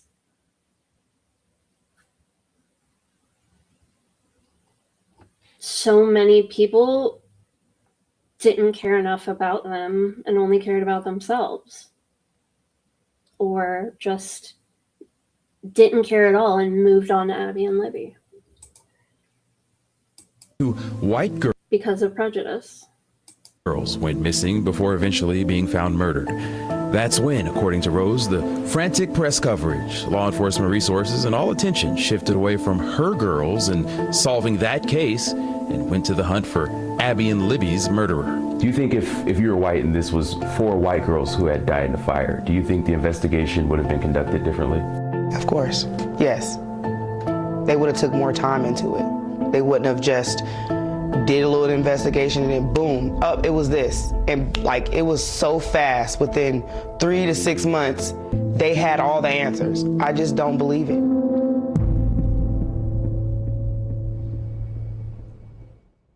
Indeed. Our interview with Ms. Rose does not end there. We have much more we will be exploring, including details on the investigation. We go to iTeam8's investigation into the Flora fire and the chase for answers. We've heard from Galen Rose, the first interview that she's given in years, but tonight we show you how the community in Flora continues to mourn the sudden and tragic loss suffered, along with the hole it leaves in the lives of some who knew the 4 girls. Perhaps of anyone in Galen Rose's life, the person who knows her best is Kathy Clendenning, a friend who has known her since the earliest days of her move to Indiana. I know for her, every Monday for the past 7 years, she wakes up and it's the worst day of her life. She is referring to that Monday in November 2016 when the 2-story duplex Rose lived in with her daughters went up in flames. The case was labeled an arson by investigators. 11-year-old Keyana Davis, 9-year-old Keyara Phillips, 7-year-old Kerriele McDonald, and 5-year-old Kionnie Welch died in that fire. A coroner's report shows they struggled to breathe until the final moments of their short lives. People just don't understand what happened that night unless you were there. She was a proud mother every moment in their life. Was there a change in her character and the person that she was day to day after the fire? When they were taken away, she just was gone. Like, her joy was gone. Flora, Indiana, where that fire happened, a town of just 2,100 people, small enough that here many know the details of that night. The girls had attended school at nearby Carroll Elementary, a community deeply affected by the girls' deaths too. It was just surreal. Like it didn't make sense that it happened. Since that fire, the house stood here in Flora, Indiana, at the intersection of Columbia and Division for 7 years. Its charred remains as a reminder of what took place to everyone passing by. It wasn't torn down until a federal judge issued a written order. Now it's an empty lot. But it was just another step in to be able to help with the healing, really. To be able to drive by it every day was like, you know, ripping off that scab again. I hope I don't sound callous in this question, but was it almost a relief when it came down? I mean, buses were going by the situation, so you have to explain to all these kids, you know, 600 kids, what's going on. And Jen Bropes was Kerriele Elementary's librarian. The library turned into the counseling center, basically. That is where we spoke to her about what happened years ago. We got a glimpse inside the school. We were shown the hallways the girls walked and the very classrooms where they sat. Do you remember what you felt? You don't get taught how to deal with that kind of things. It is outside the library doors into the school's courtyard that you see something special. It is a collection of benches, each with a name across it, a different one for each of the 4 girls. We talked with Bropes' daughter Liz in the courtyard. She and her troop of Girl Scouts created the benches to serve as memorials. They collected thousands of bottle caps from people all over Carroll County and shipped them to a company to be melted down. They came back as these. Liz and the girls had shared a special relationship. Especially Kionnie, like, she was always my little buddy, especially at lunch. At least every single day before lunch, she would always give me a little hug, and I would just tell her to have an amazing day. I mean, she was an amazing little girl, and she was just so full of sunshine and just bliss, so. Who came up with the idea of the benches? Honestly, I think it was all of us together. I just don't want them to be forgotten. And amid their peers, their spirits aren't. The oldest, Keyana, she would have graduated high school with Liz last year. We had a dedication seat for her at graduation because she should have been there. How did the fire affect you and the girls? Thinking about them now, like in this courtyard, I mean, it just makes me happy, like that they're here. Like, I feel them here and I feel that they're happy and I hope that they're at peace. What is it about the girls that touches you so much? We say live life like the 4 girls. So they were always so sunshine. They were always happy. They were always just like ready for the day. So if I am ever having a bad day, I always think of them and I live life for them. Like, I'm going to college and wanting to like better my life for Keyana because she didn't have that chance.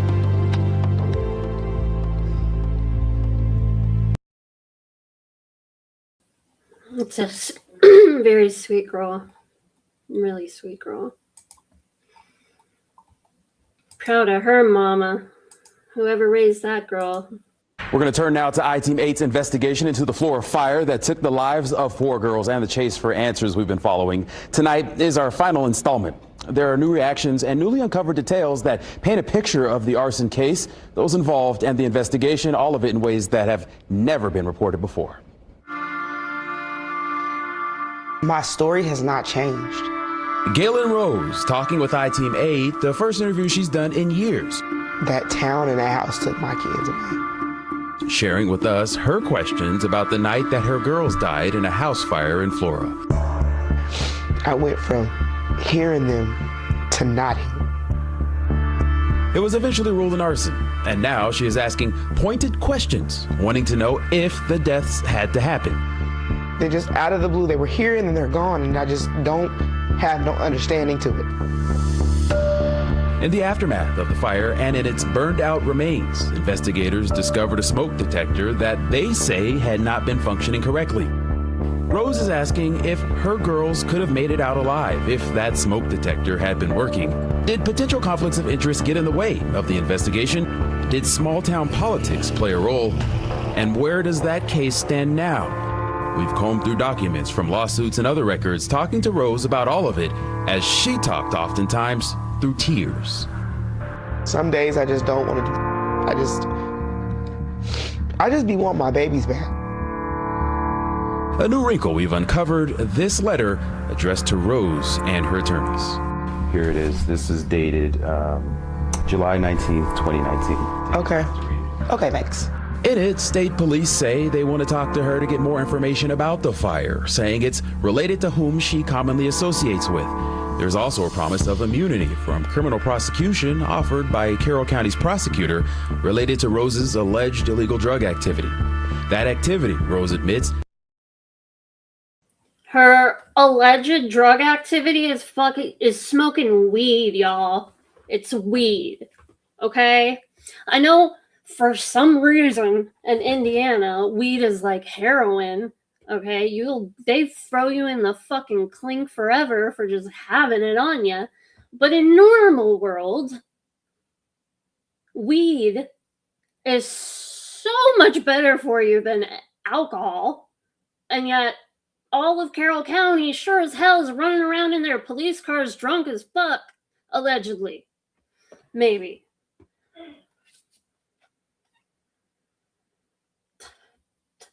So these assholes wanna write a fucking letter to Galen and be talking about some this is drug activity. What? Because I smoke weed sometimes? Kiss my ass. What the fuck is Jerry Holman and Nick McClellan doing on the side? All right. Furthermore, what is Nick McClellan doing writing Galen anything to do with anything when he's fucking the sister of the guy that got her kids killed? Anybody?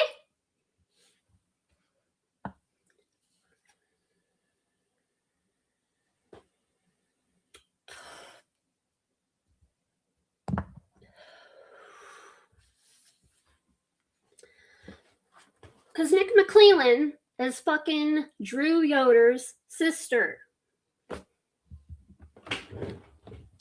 The same Drew Yoder who's such a fucking dumbass that he fucking got those babies killed. And now his sister is fucking the state prosecutor, and the prosecutor is the balls to write this letter to Galen talking about some shit. Talk about nothing. You have no business anywhere near this case, Nick McClellan.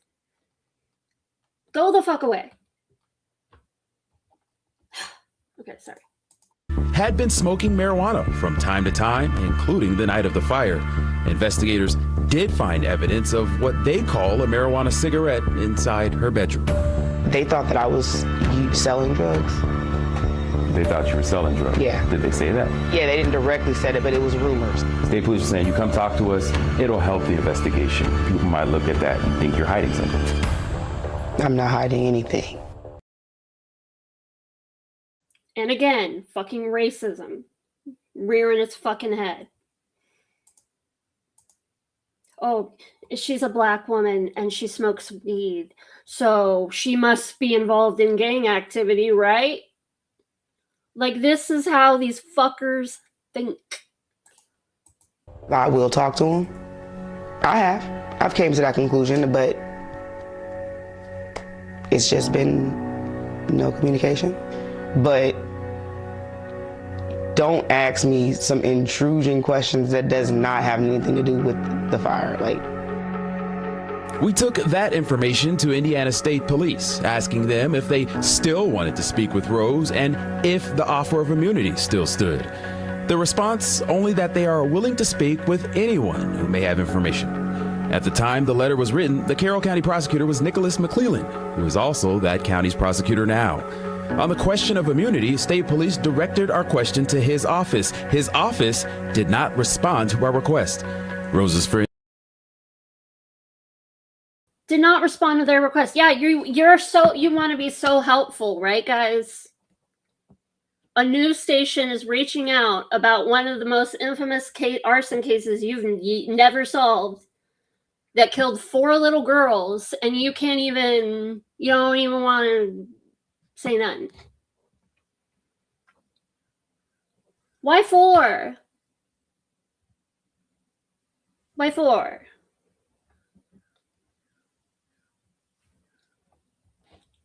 Can't put more light on this case, right? Because then your fucking brother-in-law's ass will get called out for what he is. A stupid idiot who got these girls killed. and has no business working for any kind of law and nothing. And Kathy Clendenning says that's a theme. This case is just a secret. Try to get some information. I dare you. Information gathering made difficult with changes of key people handling the investigation. We just can't find the point of origin and the ignition source. In November 2016, the state fire marshal's office said the cause of the fire was undetermined. However, in January 2017, investigators at the Indiana Department of Homeland Security said the fire had been set intentionally. We are investigating it as an arson. In 2016, Flora's fire department was being run by Adam Randall, the son of Dennis Randall, a key fire investigator at the state fire marshal's office. Within a year of the fire, a new state police. Okay, so as far as suspects go, who could have done this, right? If it's not some fucking racist asshole, then it's an arsonist, right? Let's just say someone just wanted to fucking light shit on fire, because apparently they love to do that in Carroll County. So say it's that, all right?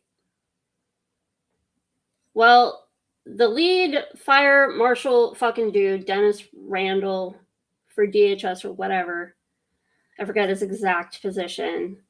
I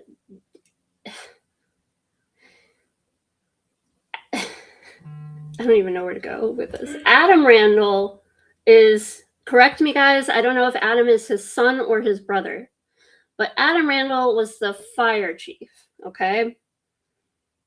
Adam Randall is also the one that just magically happened to be on scene hella quick, which is odd.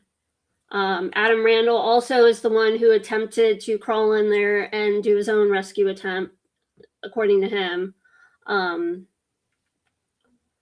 the back. And Adam Randall was accused of throwing bricks through the windows as well.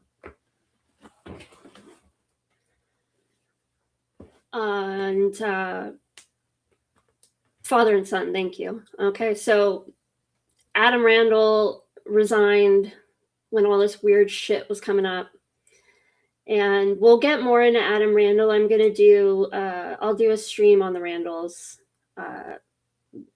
We're going to keep digging into this case and like really get into it. This isn't just a one-off, but when we get into Adam Randall, I mean, there's just crazy things. This Adam Randall guy. Okay. And then also Adam Randall's uncle, Dennis Randall's brother, Michael Randall, is a charged arsonist. He loves it. Think he got people killed. He's out free and doing God knows what, living in Carroll County still to this day. I mean, maybe that's been the arsonist starting all these fires all this time. Who knows, right? But he's protected by this incestuous fucking county full of law enforcement fucking criminal assholes who also side fucking quest on pedos and arson and fucking Vinlanders. God. Galen did have an attorney. I'm sure she's yeah. So anyway, so Adam Randall, weird shit. Okay, after the fire, Adam Randall also resigns.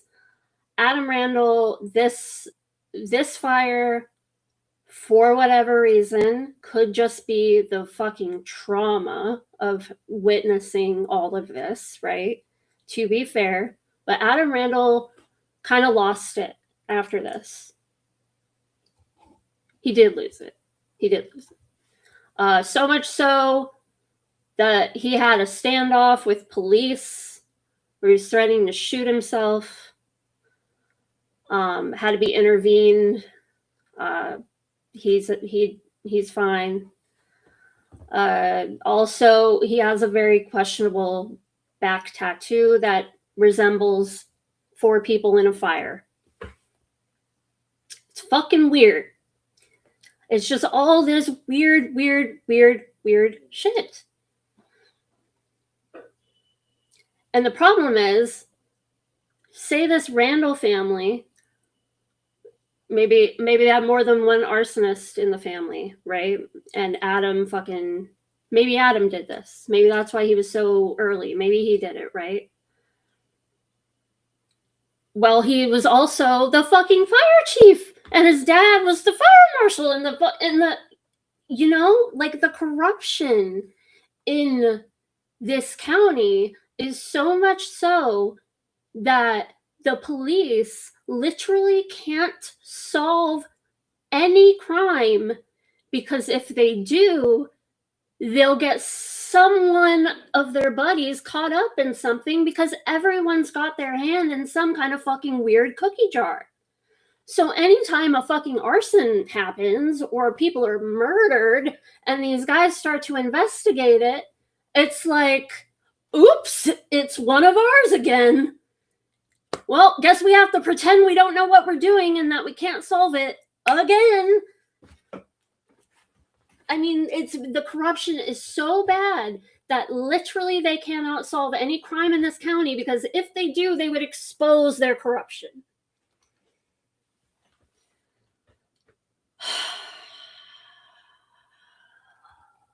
It's unreal.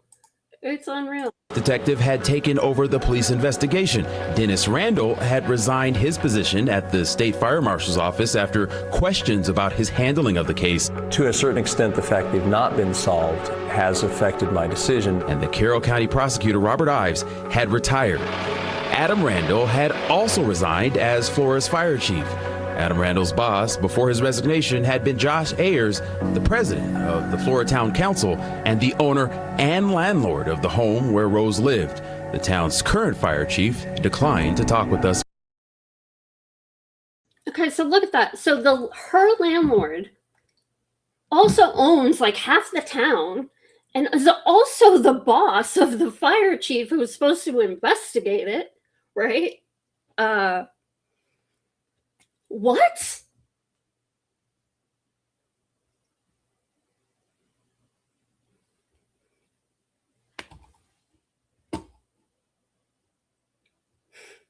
I mean, even if the murder, even if whoever started the fire literally came out running and said it was me, they probably still wouldn't be able to arrest him, because they would still have to cover up for Josh Ayers and his bullshit in the property.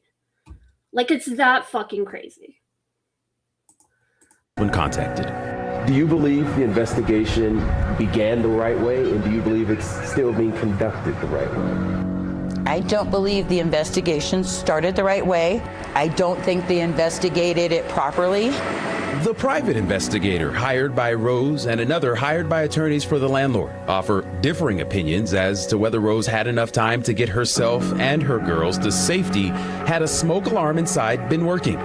Rose's investigator concludes there had been enough time. A defense investigator concludes there wasn't. And among the shuffle of pages in a separate lawsuit, documents reveal an insurance policy on the home taken out just months before the fire, worth nearly $393,000 and a home appraisal value of $45,000. Most people would apply logic to say that there's some impropriety here. We showed the documents to Indiana University professor of finance Joe Fitter. He immediately pointed out the dates on each document. The insurance policy, originally written August 31st of 2016. The appraisal, dated 10 days later, September 10th.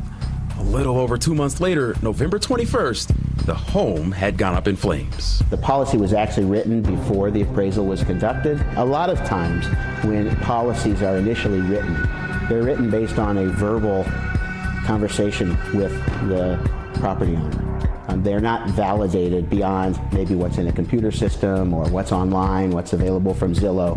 It's only subsequently that maybe an insurance adjuster or writer would go to the property and physically look at the property. Up to $392,000 for a house that was appraised at $45,000. Correct. You're saying that's quite odd. It's quite unusual. When an insurance policy starts to look like a lottery ticket, suspicion can be raised.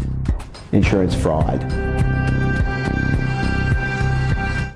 Our investigation was hindered at various points as well. We did ask state police for an interview to talk about the investigation. They declined our invitation to speak on camera and said instead that the investigation is active. We asked them for dash camera video showing the response to the fire that we absolutely know exists and has been released elsewhere.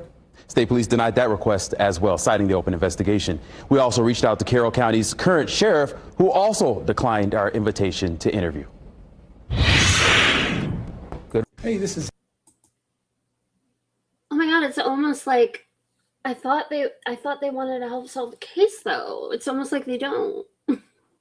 It's crazy.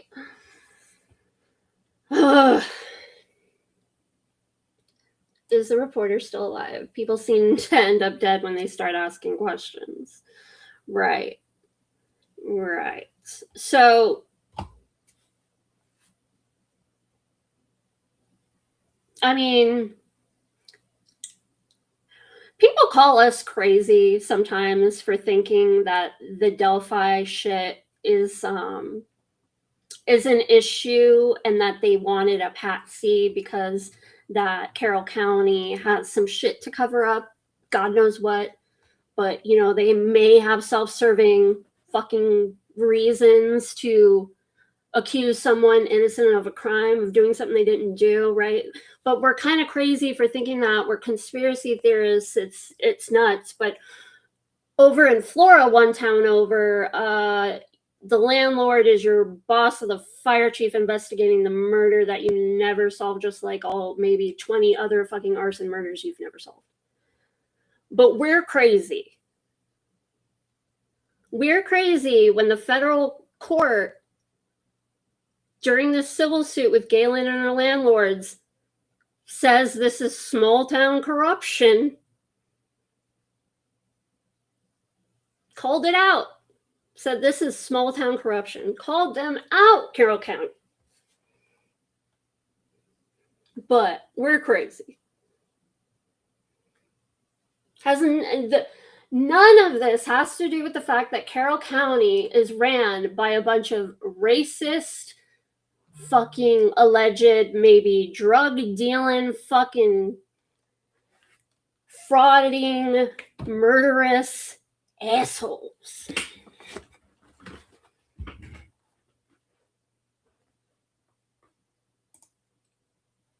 Oh my God, let me delete that. Where's the FBI? So, okay, I'm glad you asked that because I am going to wrap up the stream pretty soon. So I wanted to touch on that with where's the FBI, right? Because the FBI went door to door in July of 2025. They started showing up in Flora, going door to door, asking questions. They released a statement, and I went ahead and did digging and confirmed that the FBI themselves had reopened the Flora investigation themselves. Okay. So that also goes to show anyone saying, oh, this was actually just an accidental fire. Oh, it's just a tragedy. Well, the FBI wouldn't be reopening this arson murder case if it was actually just an accident. Okay. So anyway, so the FBI reopens it. And I was excited about that because I thought that was a sign that maybe they were investigating the corruption in Carroll County, which I'm sure they are. And maybe we would get some answers, and maybe that would lead to helping Rick Allen and getting the killer of these 4 babies and all this stuff, okay? But that was before our administration changed. And I'm not going to get into politics, and I'm not going to go there. I'm just going to say that there are a lot of people around this administration that are involved in these white supremacist groups that run amok in places like Carroll County and have a lot to do with this corruption and dealings with law enforcement, okay?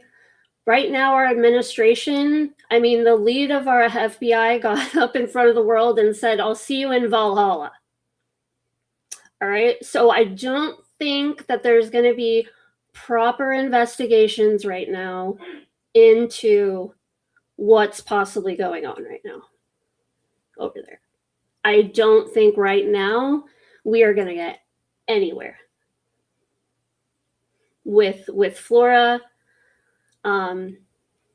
or helping Rick on a side quest for that matter. Because I just don't think this FBI is paying attention to that right now.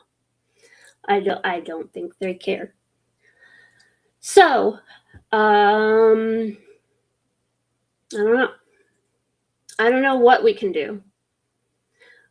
But I know we're going to keep talking about these babies. We're going to keep talking about Galen. We're going to keep telling this story. And I'm going to go into the Randalls. I think, honestly, the Randalls are a very viable suspect for who actually started this fire, maybe allegedly. And, then we have the whole Patrick Westfall of it all. I was watching an interview with Tara and Galen had mentioned that there was a red truck outside of her home before she got home from the hospital. When people had access to this property they shouldn't have had access to, and things could have been cleaned up, evidence could have been gotten rid of, I don't know. But Galen said she saw a red truck. Okay, so we all know that Brad Holder had that red truck before he got rid of it immediately following the Abby and Libby murder. So I'm going to look into that too. Who knows? It could be just some random bumfuck nobody who just decided they wanted to start a fire. But we're going to give this case a lot more attention, and we're going to go into all those possibilities, because if we can't do anything, the very least we can do is bring them more attention and more focus and just talk about these beautiful girls and remind everyone about them as best as possible. Let me see here. Before we go, I'll show you some pictures of the fire after the fact. It was very devastating. This, I don't know what area this actually is. These were the stairs that went up to the girls' room. This up there in the hallway of the stairwell going up there, this is where the smoke detector was. This is it on the ground. This ended up disappearing and then magically reappeared in the home on like the counter in 2023. So that's another weird fucking shit. That shit like disappeared and reappeared. Probably has more to do with the investigation into the landlords and the negligence than the actual crime itself. But and this is the kitchen area. As you can see, it's the most heavily damaged. It's kind of pretty obvious that wherever it started was in that area.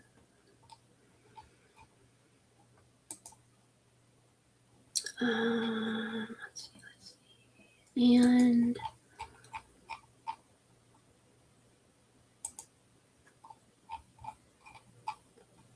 babies.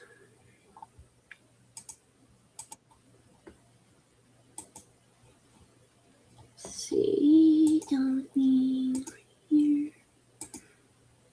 No.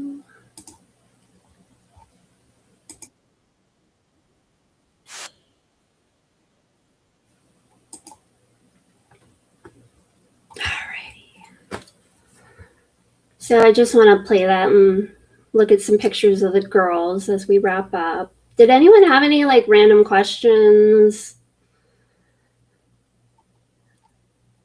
or comments before we leave?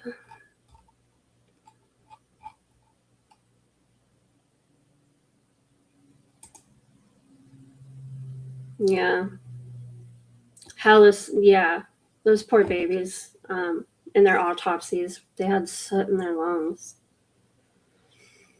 I mean, I also, before we wrap up, like, the most frustrating thing about this is those girls didn't need to die.